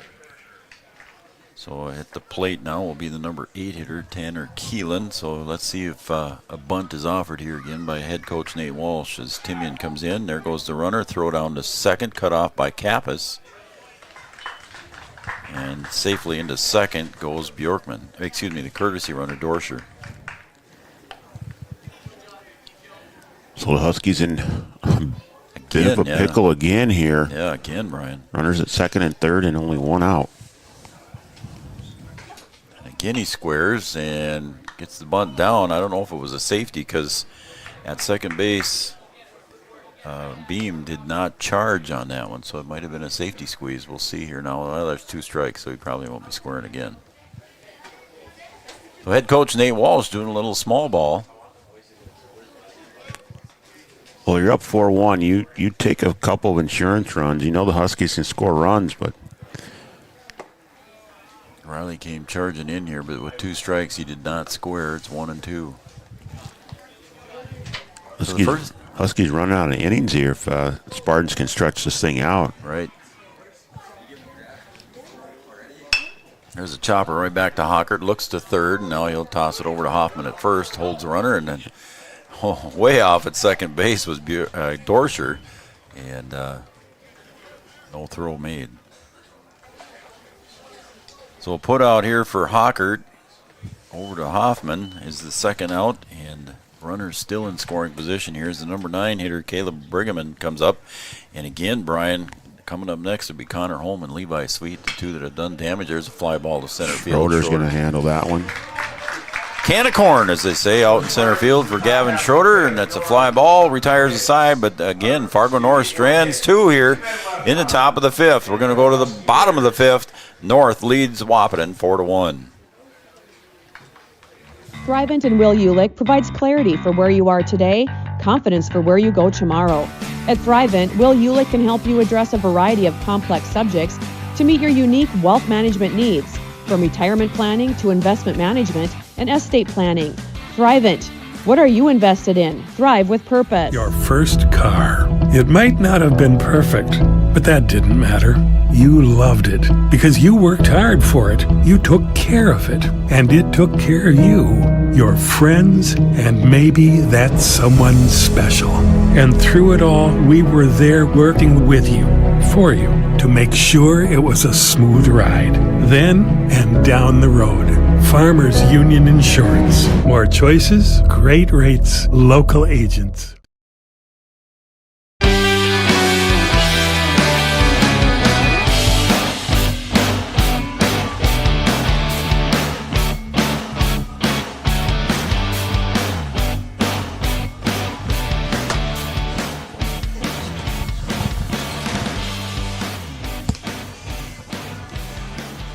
All right, welcome back to John Randall Field here, Vaterstad Stadium. I'm Joe Schreiner. Brian Watson is running the board for us, and we got Coach Dodge up here. Coach, what do you got there? So Tuesday. Here, just talking to here. BW softball. Let me just introduce here what's going on here, Coach, and Caden Kappas leading off the bottom of the 5th for Wahpeton. All right, Coach, what do you got there for section information for BW Storm? So Tuesday we have a home game. Tuesday's and we'll be the first seed in the section. So there's a play-in game on Monday. First seed, huh? Yep. Good for you guys. Yep. That's Pretty awesome. excited about that. We had to beat Barnesville twice last night, and we were able to do that, so that was great. So we got the first seed, so we'll play on Tuesday at 5 o'clock at home. Tuesday, 5 o'clock at home against? We don't know yet. They have a play-in game on Monday. Oh, the play-in game. Yeah, we had 9 teams in our bottom half of the section. So you'll take one of those 2 play-in teams? Yep. And they are? Do you know them We yet? think it's probably Otter Tail Central or Perham. Okay. So one of those 2 is probably facing. You'll be seeing them on Tuesday at 5 o'clock at home here at Breckenridge High School. Correct. All right. Coach Jake Dodge joining us here between the break. Thank you, Coach. Appreciate it. Good luck to you and the BW Storm. All right. Thank you. All right, Coach. Coach Jake Dodge relaying the information. Thanks, Coach. And we mentioned it earlier. They'd be playing on Tuesday, Brian, and number 1 seed confirmed there by Coach Dodge. Pretty cool. That BW Storm team doing a good job over there. And got a couple really good pitchers that are hard to hit. A good 1-2 punch in Mia Dodge and Irea Bautista. Yeah, and good offense, too. And some hitters, too. Bautista can hit it out of the park. You got Abby Bronson that can hit it out of the park. Abby Johnson can hit it out of the park. Get Addie Dodge, hitting over 400. Batista hitting 600 for a while there. So that team earned the number 1 seed and will certainly be a tough out. There's some good teams at the top of that section. Full count to Kappas. But good luck to the Storm in the playoffs. There's a ground ball to second. Brigham picks it up, and he'll get it over to first to Kalbrenner to retire Caden Kappas. So 4-3 on the putout. Yeah, BW Storm, fun team to watch. They're girls softball, folks. If you haven't seen them, Tuesday would be a good opportunity to go watch them. Yeah, those that don't know, that's a co-op with Wahpeton and Breckenridge and Wahpeton High Schools, and they play on the Minnesota side. The Storm. Yeah, all of our co-ops with Breckenridge, with the exception of hockey, go by the name of Storm. You're right. I kind of like that name. I do too. Yeah, we've, well, I shouldn't say we. Well, I did 1 game. You've done 2 games for BW, haven't you? Well, I was supposed to do 2 games. Oh, yeah, that's right. I had Just something 1. come up, and I ended up doing 1, and we'll see what we can do on Tuesday. Yeah, I've sent off a text message here, and I have not gotten a response yet, so I'll let you know. But also want to tell you that Grandpa Graff is watching in Nunda, South Dakota, and I think Grandpa is the grandpa of Josiah Hoffman. Nunda? Nunda, N-U-N-D-A.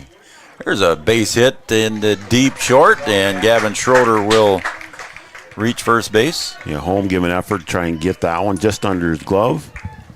I don't think I've ever heard of Nunda.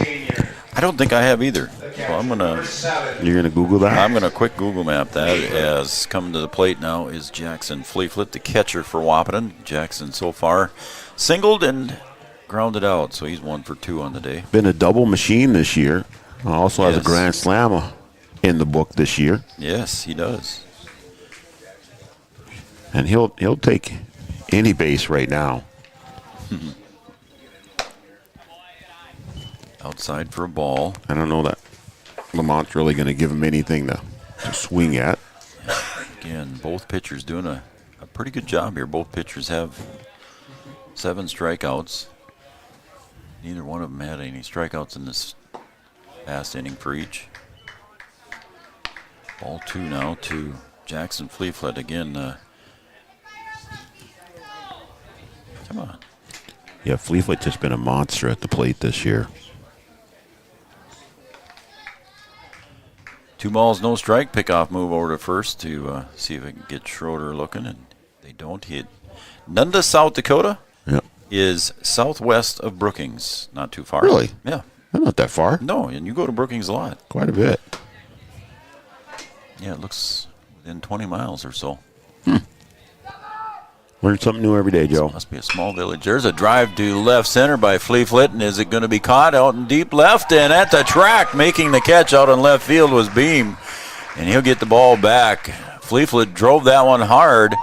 Had a little wind help, but Beam had a gauge. Yeah, a little breeze blowing in, a little gust from the gods there. Blew that ball right back to Beam. Otherwise, that thing falls right into the gap and hits the wall, and Jackson might have had another double there. Yep, it might have bounced off the wall. Good job by Beam tracking that thing down. Just a little bit of a gust. You could see Beam kind of slow down and let the ball come back to him. That brings up the number 4 hitter, Jaden King.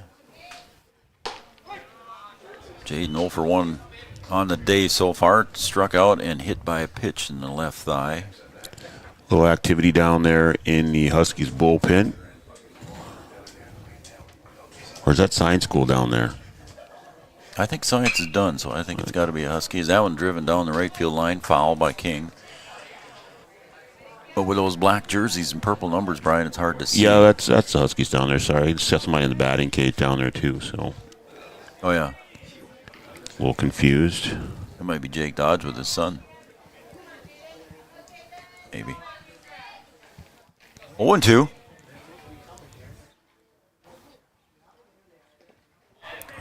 Outside in the dirt, ball 1.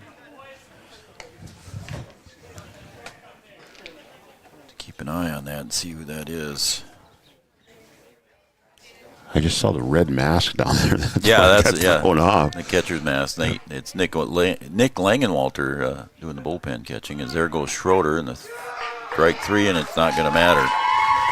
So King retired again on strikes, and the 8th strikeout was recorded here for Lamont.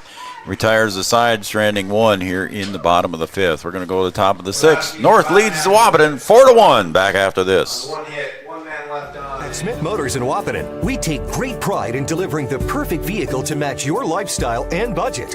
Like the eye-catching Chevy Equinox, the rugged, hard-working GMC Sierra. Since 1960, Smith Motors has provided an excellent automotive experience. From low-pressure sales to high-quality service, our customers come first. Know what you want and it's not on our lot? Let Smith Motors find it for you. Smith Motors, small-town friendly, big-town deals.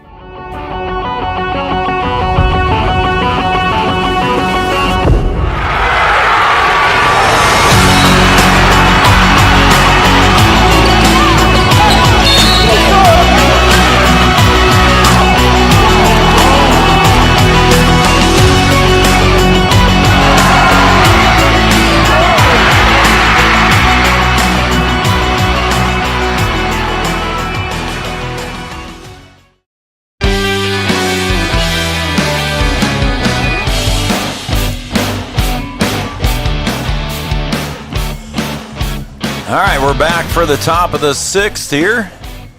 And Caden Hockert takes the hill again for Wahpeton.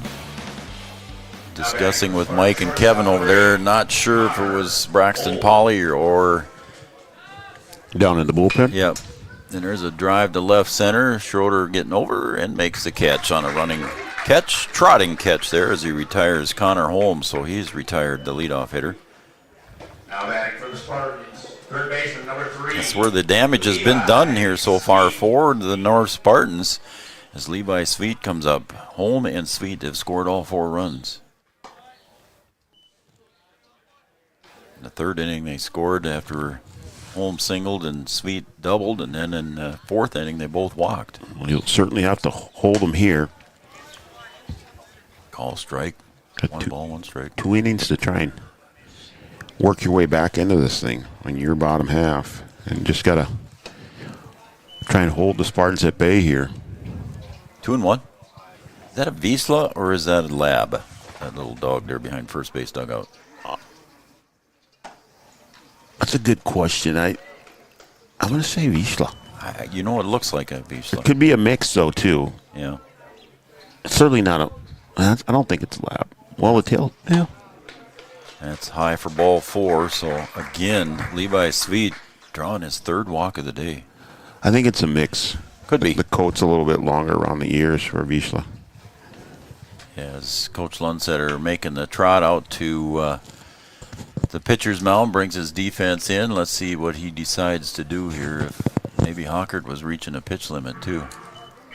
Yep. They're going to take it from him. Going to take the ball, and we'll see a pitching change here. As Hockert will probably go, I don't know if it was Braxton Polly was the DH. So I didn't see him come out. No, so it's got to be one. Is he giving it to Kappas? He did. Yep. Oh, Caden. So Caden and Hockert will switch spots. Yeah, they'll swap spots. Hockert will go to short.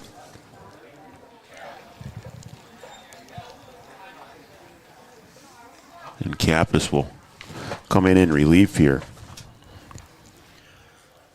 The swat of the positions here as Caden Kappas comes in to pitch. And Caden Hawker will take a few practice ground balls at shortstop. As the Huskies trail here with one out in the top of the 6th, 4-1. Yeah, we don't have a pitch count, but he had to be getting close. He had to be getting close because it was almost automatic there that Coach Lundsetter came out.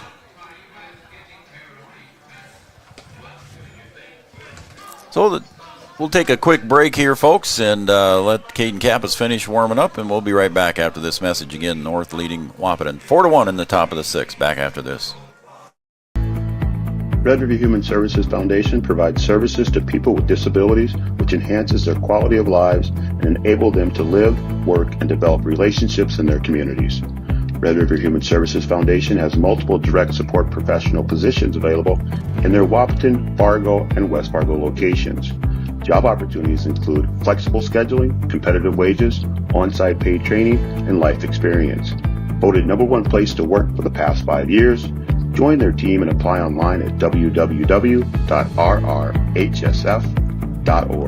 Red River Human Services Foundation supports all local area sports activities and wishes everyone the best of luck.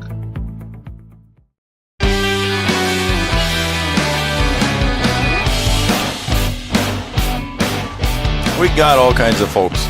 We got grandpas, we got great aunts, we got Aunt Nicole now watching from Harrisburg, South Dakota. So we're gonna get all the aunties calling in now. So that's pretty cool. And let's see what else we got here. It's like Kelly McNary tuned in and watching. So thank you, Kelly. As Caden Kappas delivers strike 1 to Charlie Kalbrenner. That was a mouthful there, wasn't it? Kalbrenner so far has popped out to Caden Kappas at shortstop and reached on an air and doubled. Got an RBI on the day. And there is a single over to right field, right in front of Jaden King on a 2-hopper. Big turn at second base there by Sveit, but he'll hold up. On the base hit by Kalbrenner. So Kalbrenner having a nice day. Yeah, Kalbrenner's got it going, hits the ball hard. And the Spartans, again, keeping the pressure on the Huskies, trying to put this thing away. Runners at first and second, one out. Nice, comfortable lead, 4-1 here late in the game that counts. A strip up. He'll pop it up. Center field, Schroeder coming in. Makes a catch. And he gets the relay in a hurry to Hockert. So now there's 2 outs here in the top of the 6th for Fargo North on the pop fly to Schroeder. And we'll see if the Huskies can get out of an inning here with runners on. And that's what allowed North to extend that lead. Had a chance to get out of an inning and ended up walking a couple batters, and Spartans able to get that thing up to 4. So at the plate now is Owen Beam. Takes strike 1.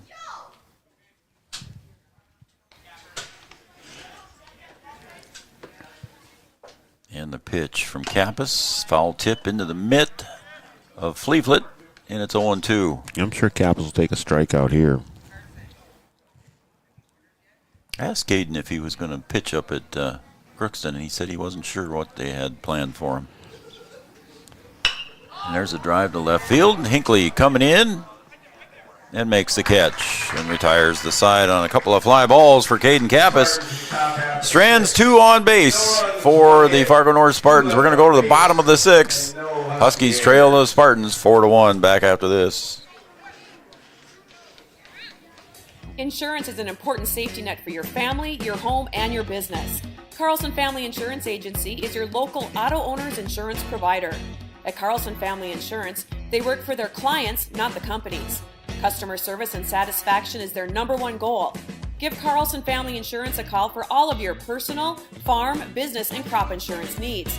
701-672-6002 or at cfiagency.com. Carlson Family Insurance, your auto owner's insurance agent. Your business depends on technology. Digital Guru provides professional IT solutions you can trust to keep it moving forward. From redesigning existing systems to brand new builds, we offer your business managed IT services, including backups, cybersecurity, cloud services, remote desk support, and more. And don't forget, we also provide audio, video, security camera, and door access control installation. Focus on what you do best and leave the technology to the professionals. Contact Digital Guru today.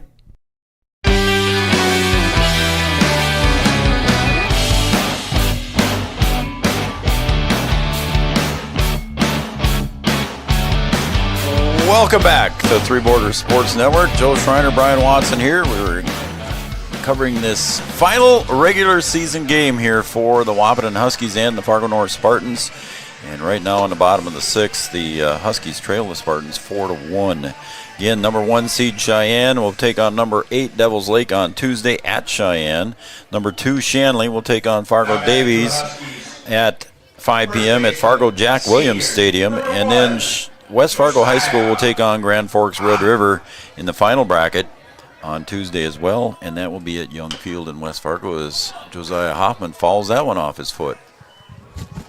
And the fourth and final bracket will be between these two teams. It's just depending on which team gets what seed. Where they're going to play. And where they will play, yep. The winner will host. The loser will be the 5 seed. So, yeah, Brian, the Huskies want to make a run here as Josiah Hoffman faces Zach Lamont on the 0-1 pitch. Let's up on that one a little bit. Yeah, no time like the present, Joe. Got to try and get something done here. You don't have to get it all back in this inning, but you need to get something here. Hoffman so far today has had a tough time at the plate, 0 for 2. Again, he had the grand slam out at the airport park. A very timely hit for Wahpeton out there against, I believe it was Fargo South. Wasn't it? That was against South, yep. As Josiah takes a look at that one for the strikeout for Lamont. Now is not the time to look. So that's 9 strikeouts there for Zach Lamont. Now as Caden Hockert, the shortstop, steps up to the plate. Swung on and missed. So Lamont doing a fine job here. The one thing about this, neither one of these pitchers will be able to come back on Tuesday and pitch, because I'm sure they're both well over 90 pitches or getting close to it. Other EDC action today, Brian. Valley City and Fargo Davies are playing at 11 a.m. as well. And Valley City at Fargo Davies fouled away. Again, that one will not affect the seeding in either position. Valley City alone in last place, and Fargo Davies has already secured the number 7 spot. So that one is ADC game, but it's not going to change any standings. That one's in the dirt away. On Friday in EDC action, Fargo South defeated West Fargo Horace 3-1.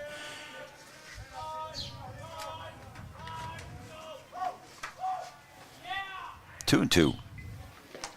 That one's again in the dirt. Hockert going to retrieve the ball for Joey Bjorkman. And the count's full now to Caden Hockert. Again, senior day here at John Randall Field. Seniors playing their final regular home season game. They will be playing their EDC games here, so their high school career at John Randall will continue. We'll continue here. That's kind of nice, Joe. Yeah.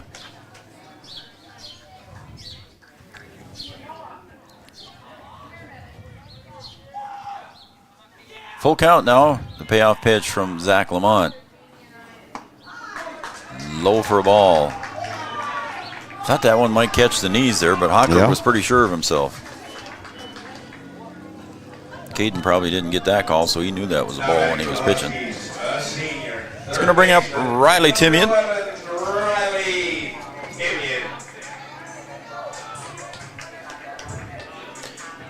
Again, there's a 5-inning game after this one. It's a non-counter. Three Border Sports will not be broadcasting that.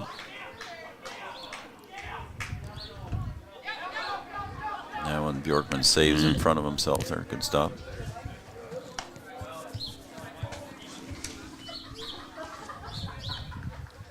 Don't forget to stay tuned for our post-game show coming up here at the conclusion of this game. As Riley Timian takes strike one. Fargo North leads the Huskies 4-1 here. We're in the bottom of the sixth. 1 ball, 1 strike, 1 out to Riley Timian. Zach Lamont pitching a nice game here for Fargo North. Fouled away.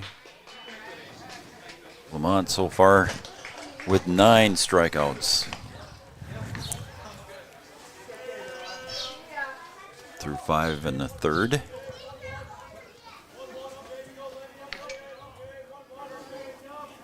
Wahpeton scored their lone run in the bottom of the third. There's a base hit through the gap there between short and third for Riley. There you go. So the third hit of the game for the Huskies is recorded by Riley Timian. And moving over to second base is Hawker. The Huskies, the DH, number 23, Braxton Pauley. So Braxton Pauley now comes to the plate. See if we get a change here, Joe. We might be at a pitch limit, or we might get Zach. Nate Walsh is going to grab the ball right away. It must have been a pitch limit, I'm guessing. Pitch count of some sort. And so let's see, Zach Lamont comes out. And did you see who was coming in, Ryan? I think it might be Sweet. Not 100% sure. Okay. We'll see if we can catch his number.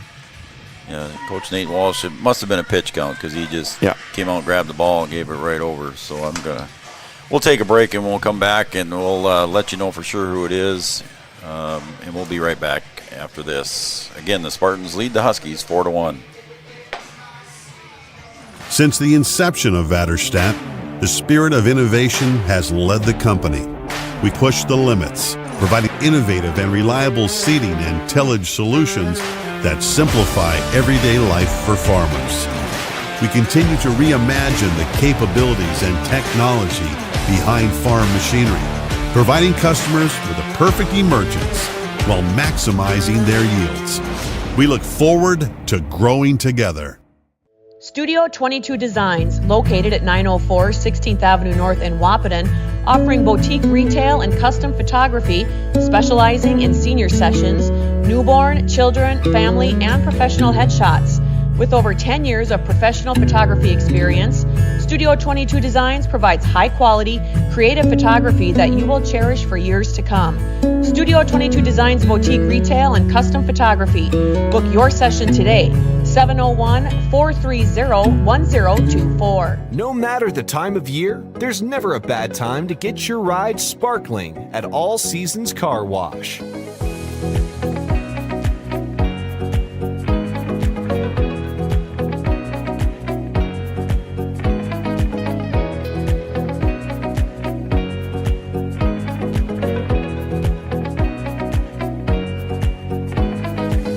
Ride deserves to shine all year round. We'll see you at All Seasons Car Wash. All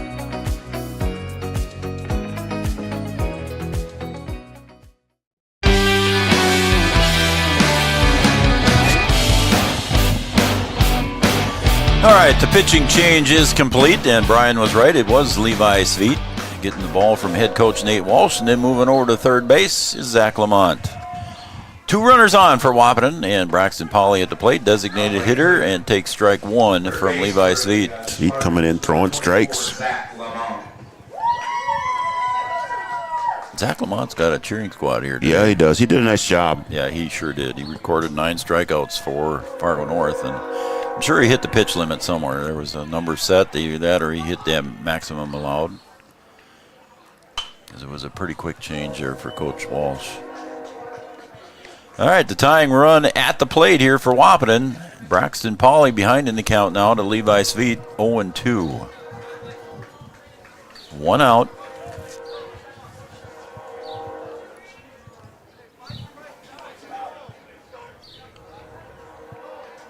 The 0-2 pitch. Pauly drives that one to left center. Is it going to get in? It does. It drops in. Here comes scoring from second base is Hockert. Timian rounds third, and he's coming home, and he'll score as well. 2 RBI double by Braxton Pauly. Drills that one to left center, B-Dub. That ball hit hard and right into the gap, the perfect spot. And the Huskies do a good job of clearing the bases. And Pauly will stand on second. And we got ourselves a ball game here, Joe. I'm sure that was a goosebump moment there for everybody. So a nice drive for Braxton Pauly, the designated hitter, getting 2 RBIs as Riley Timian. How about Riley hustling all the way from first? Yeah, you thought maybe there was going to be a throw at the plate, but Holm, when he cut it, just didn't have a chance to turn and throw. There's a pickoff move now from Sweet back to Holm. The throw was kind of in a weird place between Holm and Lamont, and he just couldn't turn and get a turn on a throw on it. All right, folks, we will be covering the senior introductions between games. I know I've got a few text messages there. We will be covering the senior introductions between games here as Athletic Director Mike McCall will be on PA, and Mike Rittenauer will be down on the field with Jack, his son. So we'll cover that as well. So I know a few of you text. That one just catches the outside corner out of Miles Hinckley. Miles so far grounded out and struck out 0 for 2 on the day.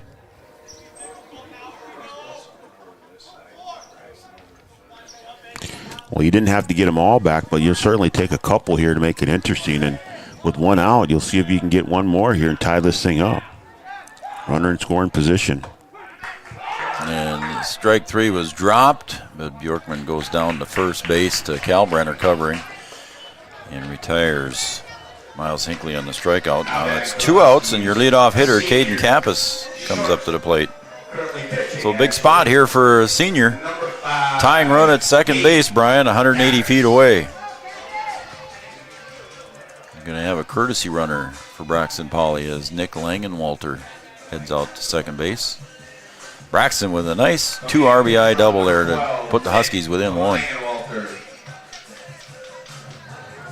Well, that's what you expect to see, Brian. A tight game here out of the 4 and 5 seeds. No matter which way they're going to be. Yeah, I think you're going to get the same thing on Tuesday as well, Joe. Mm-hmm. So Kappas at the plate now. And they're trying to catch Langenwalter leaning.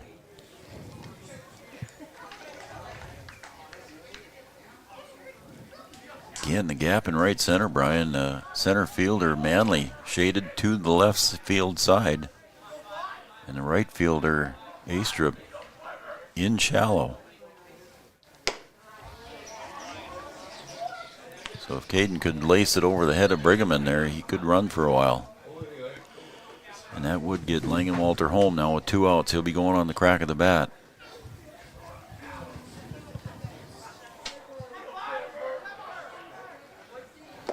Low and in the dirt. Ball 2. 2-0 now to the senior Caden Kappas. He's now pitching for Wahpeton. Again, a 2 RBI double by Braxton Pauly brings the Huskies within 1. High ball 3. So that goes back to those 2 walks that Caden Hockert gave up in the top of the 4th, Brian, to Holm and Sweet. And yeah, if you could just take those away, that inning went on just too long. Levi's feet, the 3-0 pitch to Caden Kappas. At the knees, strike 1.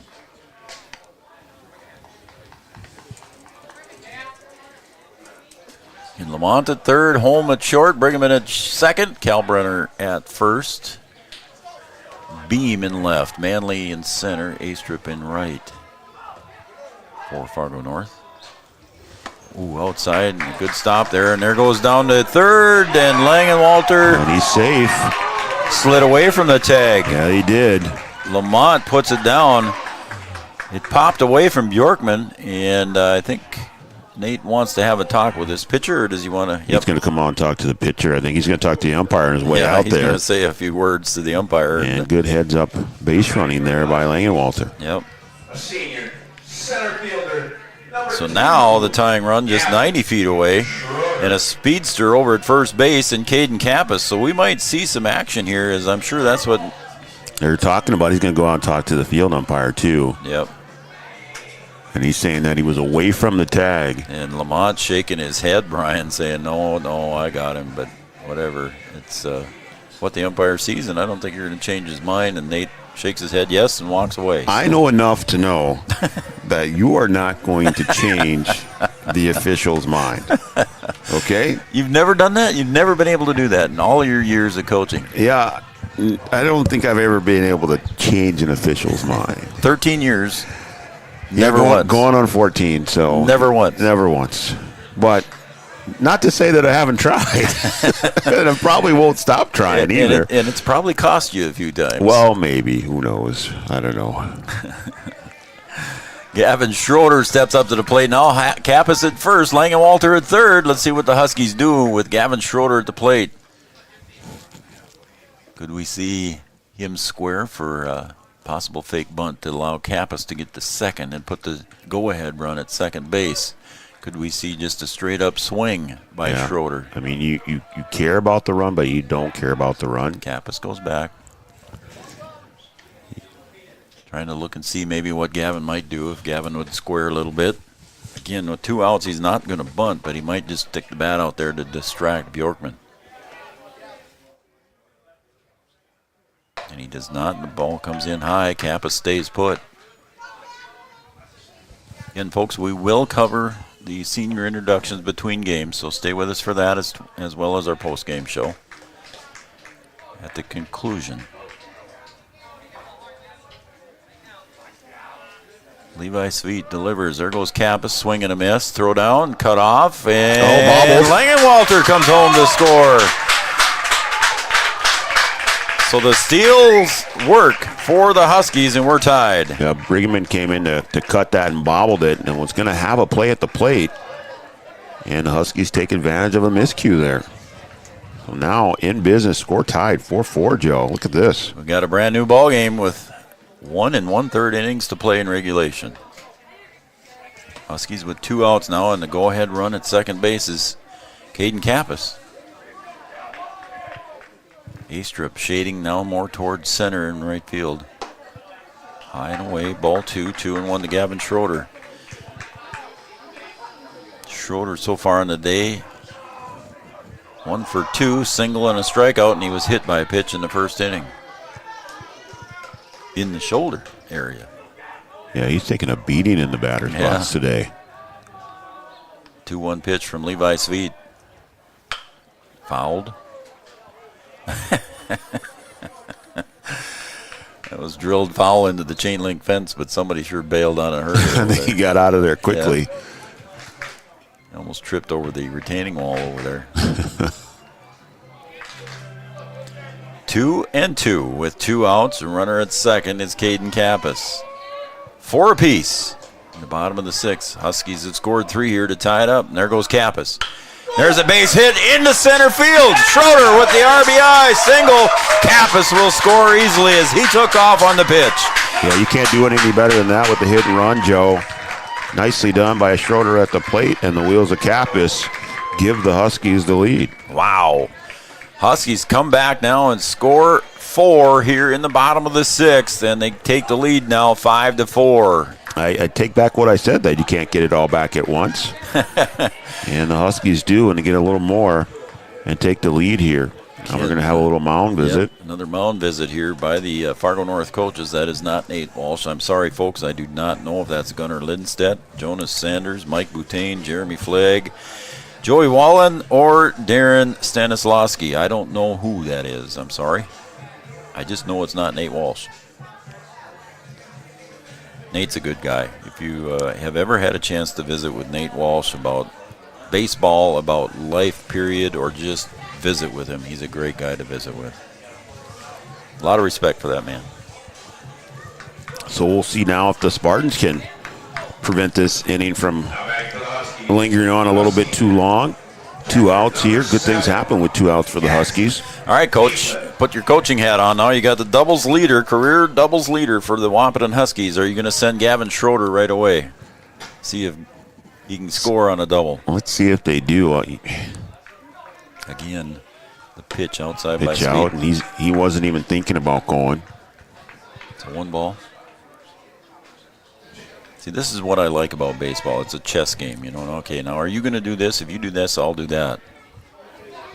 That's the fun part of coaching right there, Joe. Yep. As Sweet steps off, the breeze kind of picked up there. I think that kind of caught everybody off guard. There was some dust flying at home plate and in the infield, and Sweet smartly backed off. Yeah, there's nothing like looking over at the other side and looking at the other coach and thinking to yourself, okay, what's he getting ready to do, and what do I need to come back with? Yep.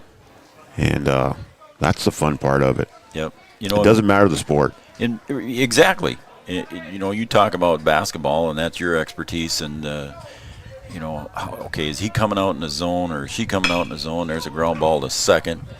Brigman picks it up and bobbles it a little bit, but gets it over to Kalbrenner to retire the side. We'll continue that conversation when we come back as the Wahpeton Huskies score 4 runs here in the bottom of the 6th. Come back and take the lead. They just need 3 outs here to secure the number 4 seed as they lead the North Spartans 5-4. Back after this. In this place, we see potential like nowhere else. Here, vision is boundless. That's why we never settle.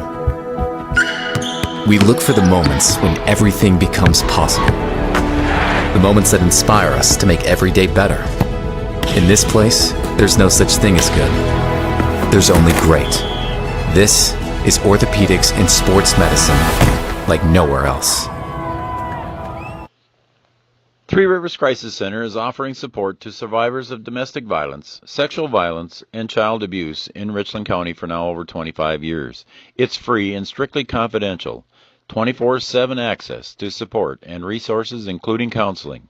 Get help, identify abuse, plan for safety, support others, and get involved.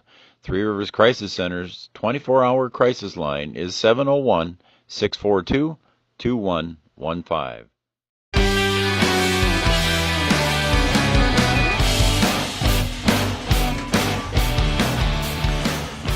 There's somebody we haven't heard much from this spring, Karen and Carly Kappas. There we go. So they're tuned in. We always know they're watching. We do.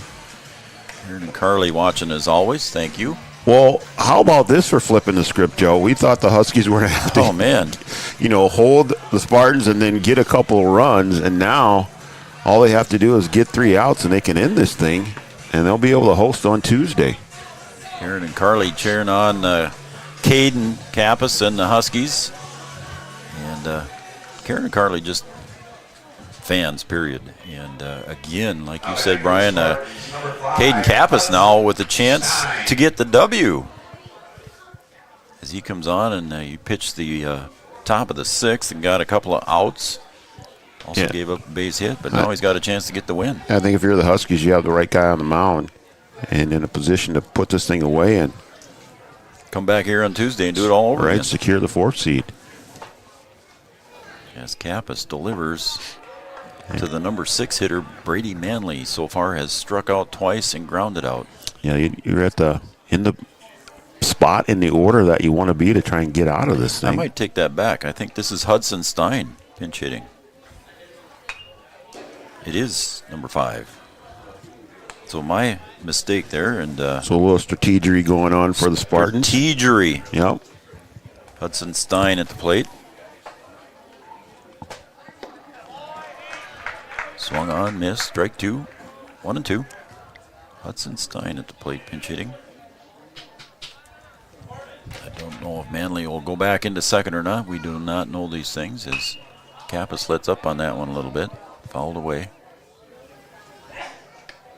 Again, a nice crowd here at John Randall. I just can't say that enough. Beautiful day, beautiful ballpark, beautiful surroundings, and you got the Red River off in left field and the dike. Just beautiful place to be and watch baseball. Can't ask for a better senior day, that's for sure. Exactly. As Kappas tries to go outside with that. 2-2 now. He wants to get this first out for sure here, Brian. Oh, yeah. But the pinch hitter, Hudson Stein. There he got him on the corner. Yep. Caught him looking, and Caden Kappas records his first strikeout, excuse me. That's some nice work there to get the first batter. So now the catcher steps up to the plate, and that's Joey Bjorkman.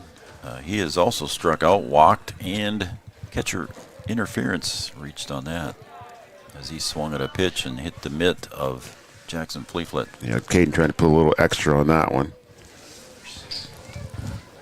So number 7 hitter, he's got Tanner Keeland is in the on-deck circle as that one sails outside for Caden. In senior day here, again, Brian and I will be here for that. Caught the corner, 2-1. That certainly caught the corner. 2 balls, 1 strike. That has been a strike all day. Yeah, it has for both teams. That one's away. In the dirt. Just Caden trying to work the edge there.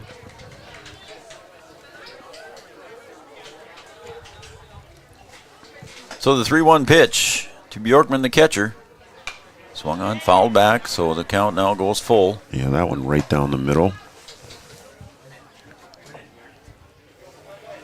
Gotta keep the bases clear here.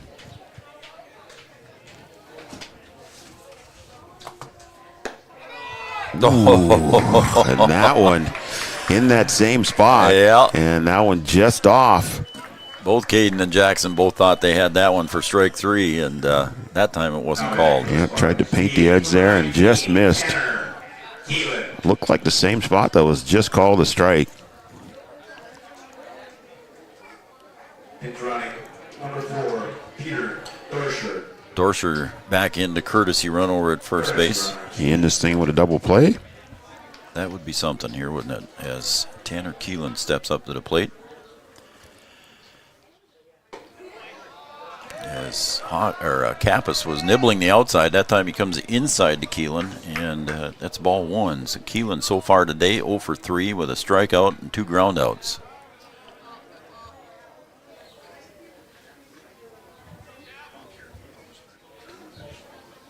One ball to Keelan. The senior, Caden Kappas, delivers. Pop foul out of play. Little guy over there giving chase to it.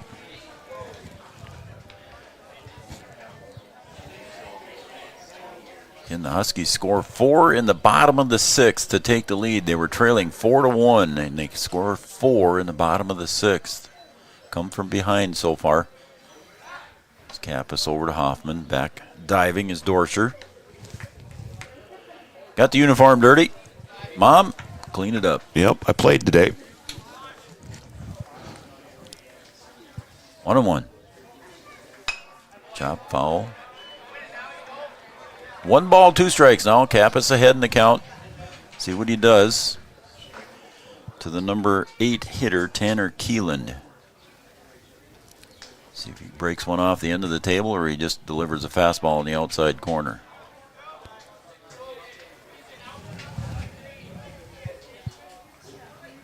Breaking pitch, led up on it. Goes low for a ball, 2-2. Joe Schreiner, Brian Watson. Brian producing today's game and doing the color commentary, doing a fine job. Our camera brought to you by, as Fleeflet calls timeout. Camera brought to you by Digital Guru, your camera shots you're looking at that Brian's producing. I want to thank them, all of our sponsors. If you see any of our sponsors that helped us out this spring, make sure you tell them thanks, because without them, we couldn't be doing this. 2-2 pitch. Swung on, pop to right field. King's got to come in. Is he going to make the catch? Oh, I think he was just in front of it, Joe. Did he catch it? I think he did. He did.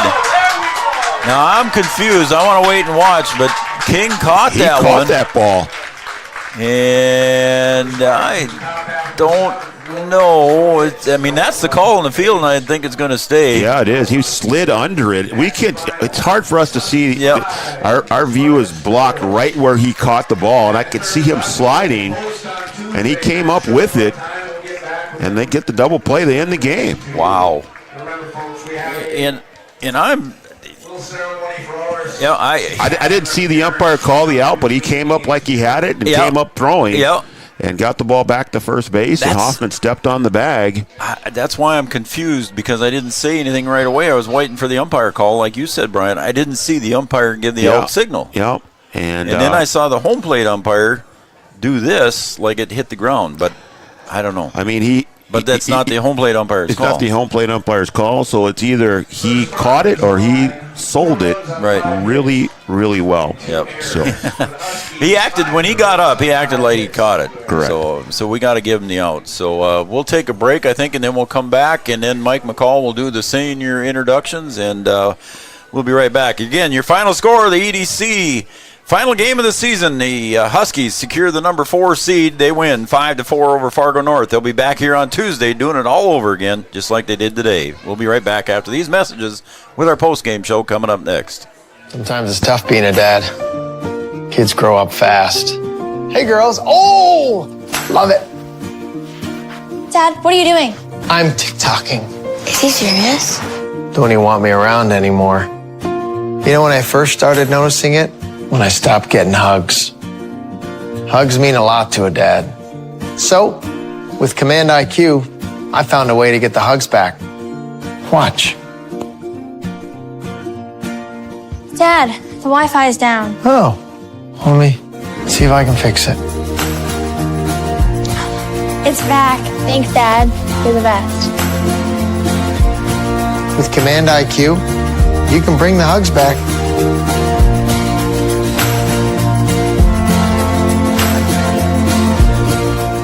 Your first car. It might not have been perfect, but that didn't matter. You loved it because you worked hard for it. You took care of it, and it took care of you, your friends, and maybe that someone special. And through it all, we were there working with you, for you, to make sure it was a smooth ride. Then and down the road. Farmers Union Insurance. More choices, great rates, local agents. No matter the time of year, there's never a bad time to get your ride sparkling at All Seasons Car Wash. You ready or no? I'm going to do OSPTI and then we can go.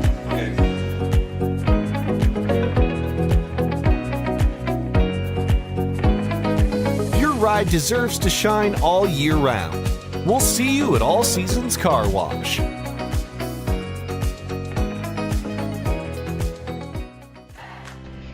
At OSPTI, our focus is on each individual's therapy needs, whether it be for speech, occupational, or physical therapy services. I'm Becky, a physical therapist at OSPTI, and I love being able to provide that personal care to each person that we see with clinics in Breckenridge, Hankinson, and Fergus Falls.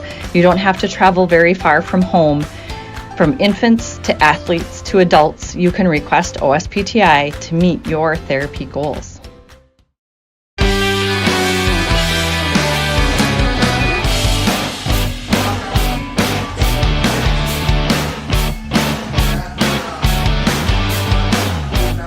All right, everybody, welcome back to Three Borders Sports Network. Welcome back to our OSPTI post-game show, and it'll be also senior night here. I'm just going to quick give the line scores here before Athletic Director Mike McCall does the senior day announcements, and we'll have him on the microphone when he's ready.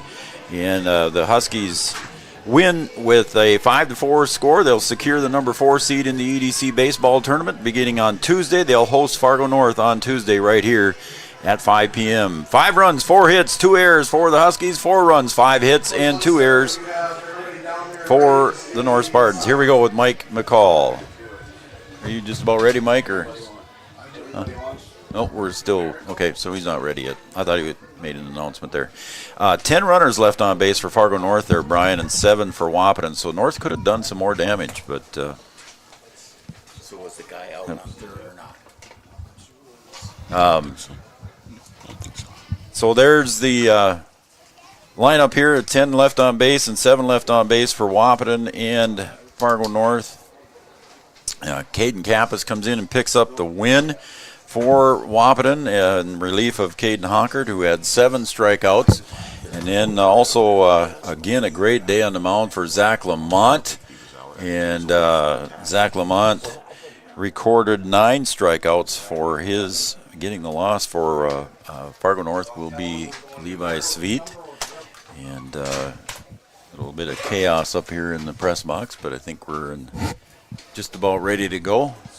As soon as we get the signal to go, we'll turn the microphone over to PA announcer Mike McCall, who stepped in now for Mike Rittenauer. He'll be down there with his son Jack for the introductions. Just a good game by the Huskies. It was. There are times with coaches you say, hey, you got to just stay with it. And that's kind of what they did. And, like I said, we thought going into the bottom of those last 2 innings, they'd have to, try and combine those innings to get a couple runs. And they able to get it all in the bottom of the 6th to take the lead, and then able to finish it off in the top of the 2nd with a good double play to end the game there with the sliding catch by Jaden King and the throw over the first to get out of the inning. Again, Caden Hockert started the game for Wahpeton Huskies and was relieved by Caden Kappas. And the Huskies' bats came alive there in the bottom of the 6th, scoring 4 runs in the bottom of the 6th to take the lead 5-4 and get the victory over Fargo North. So again, on Tuesday next week at 5 p.m., Wahpeton will host the same Fargo North Spartans again on Tuesday here for playoff games. So the first round will be hosted here by Wahpeton, the 4 and 5 seeds. And Kappas will still have something left to pitch. Yeah, he'll have a 3-day rest, so he'll be good to go again. Hockert will be done. Won't be able to pitch on Tuesday, correct. but neither you still will have Lamont, him. I'm sure. Lamont will be done too as well. But the Huskies still have a little bit in their arsenal. So all right, looks like we're ready to go, Mike. All right. Ladies and gentlemen, we would like to welcome you to Senior Day here at Vaterstad Stadium and John Randall Field. We're going to start our introductions in numerical order. Senior Josiah Hoffman. Parents Brad and Stephanie Hoffman. Josiah has been participating in baseball for 4 years, on varsity for the last 2 years. He is also involved in hockey and trap shooting. Highlights or favorite WHS baseball moment was going to the state tournament last year and participating with his teammates. His future plans after high school are undecided. Thank you, Josiah.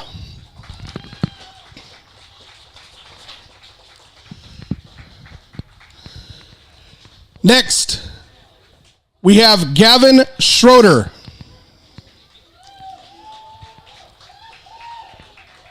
Parents are Melissa Sundquist and Michael Schroeder.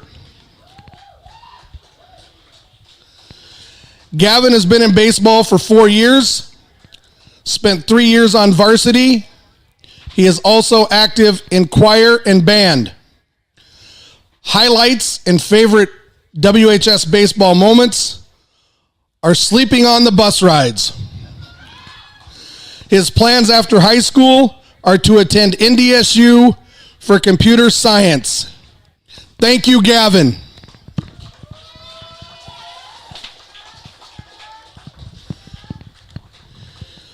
Caden Kappas. Parents, Chris and Danette Kappas.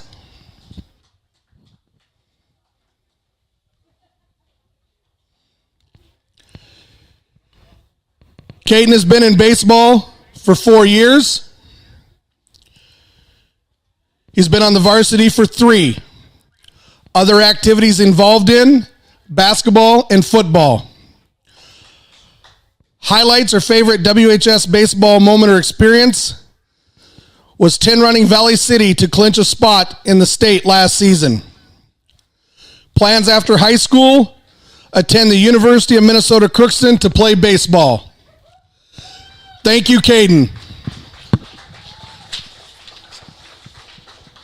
Jeez, what did I hit? What did I hit?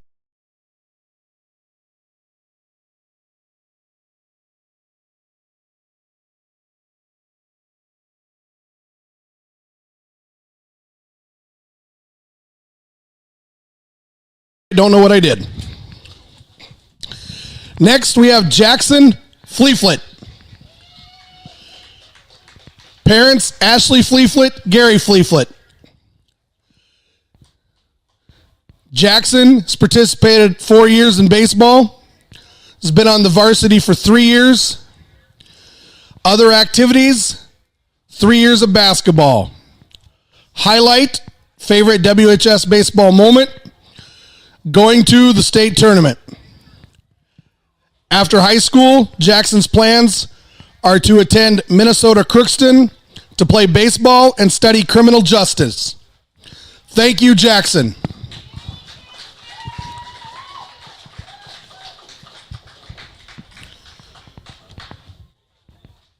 Jack Rittenauer.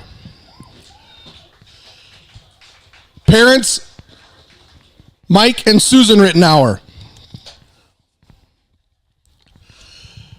Jackson has participated all 4 years of high school, been on the varsity for 2. Other activities he's involved in is hockey. Highlights or favorite WHS moments so far, clinching a state tournament spot last season. His future plans are to attend NDSCS and then transfer after that. Thank you, Jack.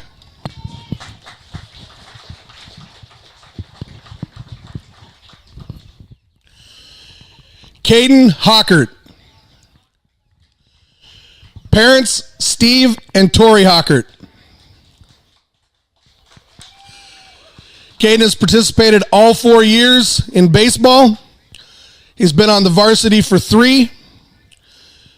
Other activities is involved in basketball. Highlight or favorite baseball moment so far, going to state last year.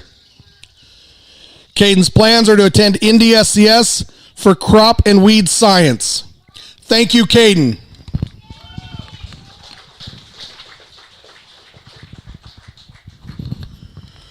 Riley Timian. Parents, Andrea and Jay Timian.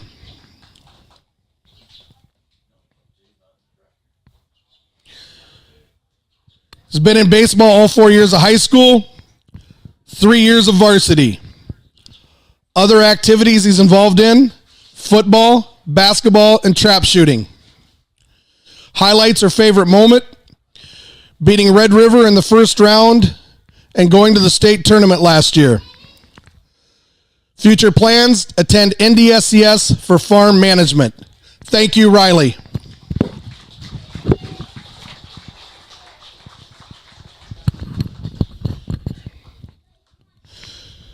Keegan Lynch. Parents, Amy Thielen, Kevin and Jen Lynch.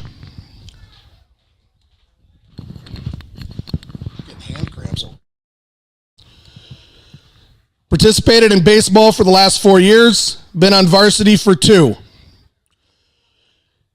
Keegan's highlight or favorite WHS baseball moment, going to state last year and the bus rides with his teammates.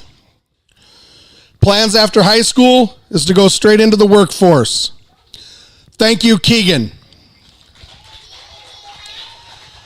On behalf of the administration and Wahpeton Public Schools, we would like to thank the seniors and their parents for their dedication and commitment to Wahpeton High School baseball. We thank you all, and you will be missed. Once a Husky, always a Husky. All right, there you go. Mike McCall doing a fine job here introducing the seniors on senior days here at Vaterstad Stadium, John Randall Field. These seniors will get to play some more here on John Randall Field as, again, Tuesday they get to host the first round game here against Fargo North again, so they'll face this same team as they defeated Fargo North today 5-4 to secure the number 4 seed here in the EDC. Again, they'd like to make that trip back to state one more time, Brian. Yeah, you would. You get a chance to host, play on your home field, get to play the whole EDC tournament on your home field, and something that you'd like to try and take advantage of. Get it done here in dramatic fashion to get that thing done and be able to be the 4 seed. And you never know. Just that one spot up can help you out, and then playing at home can also help you And I think they're in a good position as far as pitching goes in their rotation. So we'll see. Good things to come here from the Huskies, hopefully, and see if they can work their way back to the state tournament. A great senior day here at Waterstad Stadium, John Randall Field, as the seniors are out shaking hands and hugging everybody else, their friends that they've played baseball with for a long, long time. And, of course, a lot of these guys will play Legion baseball here for Coach Kappas. But it's, again, just an end of senior day is always tough for some people. Yeah, it is. I mean, it's tough. And, these guys have played together for a long, long time, and they've had some great experience, in Legion ball, Babe Ruth, and now here in high school, able to make it back to the state tournament last year and to see if they can go out on a high note. And for to have a crew like this, it doesn't happen very often, especially for a small town like us. We have to, things go in cycles for us, and sometimes we have to wait a while before we get a good crew, a good bunch together. It doesn't really matter the sport. And the Huskies have a good one here in baseball, and these seniors have done a great job, marking their place in history and the Husky name. So we'll see if they can continue on here and go out on a high note. Well said, my friend. All right, the Huskies victorious today, 5-4 over Fargo North, securing the number 4 seed. They'll be at home next Tuesday against Fargo North. Brian, you got anything else? No, it's been a good game, a good exciting game, a great finish, and not a better way to kind of end this thing and get yourself into the EDC tournament, get the higher seed, and get yourself a chance to host at home. So a good game. They get it done when it counts, and now they'll have to see if they can get it done again. And North's going to be looking for some revenge here on Tuesday. You betcha. All right, for that, we're going to wrap it up, and our spring season here comes to an end. We'll see what happens on Tuesday. We'll keep you informed. Keep an eye on our website and our Facebook page. We'll let you know if we can do any games on Tuesday. For Brian Watson, I'm Joe Schreiner. Again, congratulations to the Huskies on Senior Day, coming away with a come-from-behind victory over the Fargo North Spartans, 5-4. They'll be back here on Tuesday doing it all over again in the EDC tournament. And then the EDC tournament continues here again on Friday and Saturday with the championship games and state qualifying games on Saturday. For Brian Watson, I'm Joe Schreiner, Three Borders Sports Network, our whole crew. We want to say thanks for being a part of our spring season. Goodbye, everybody.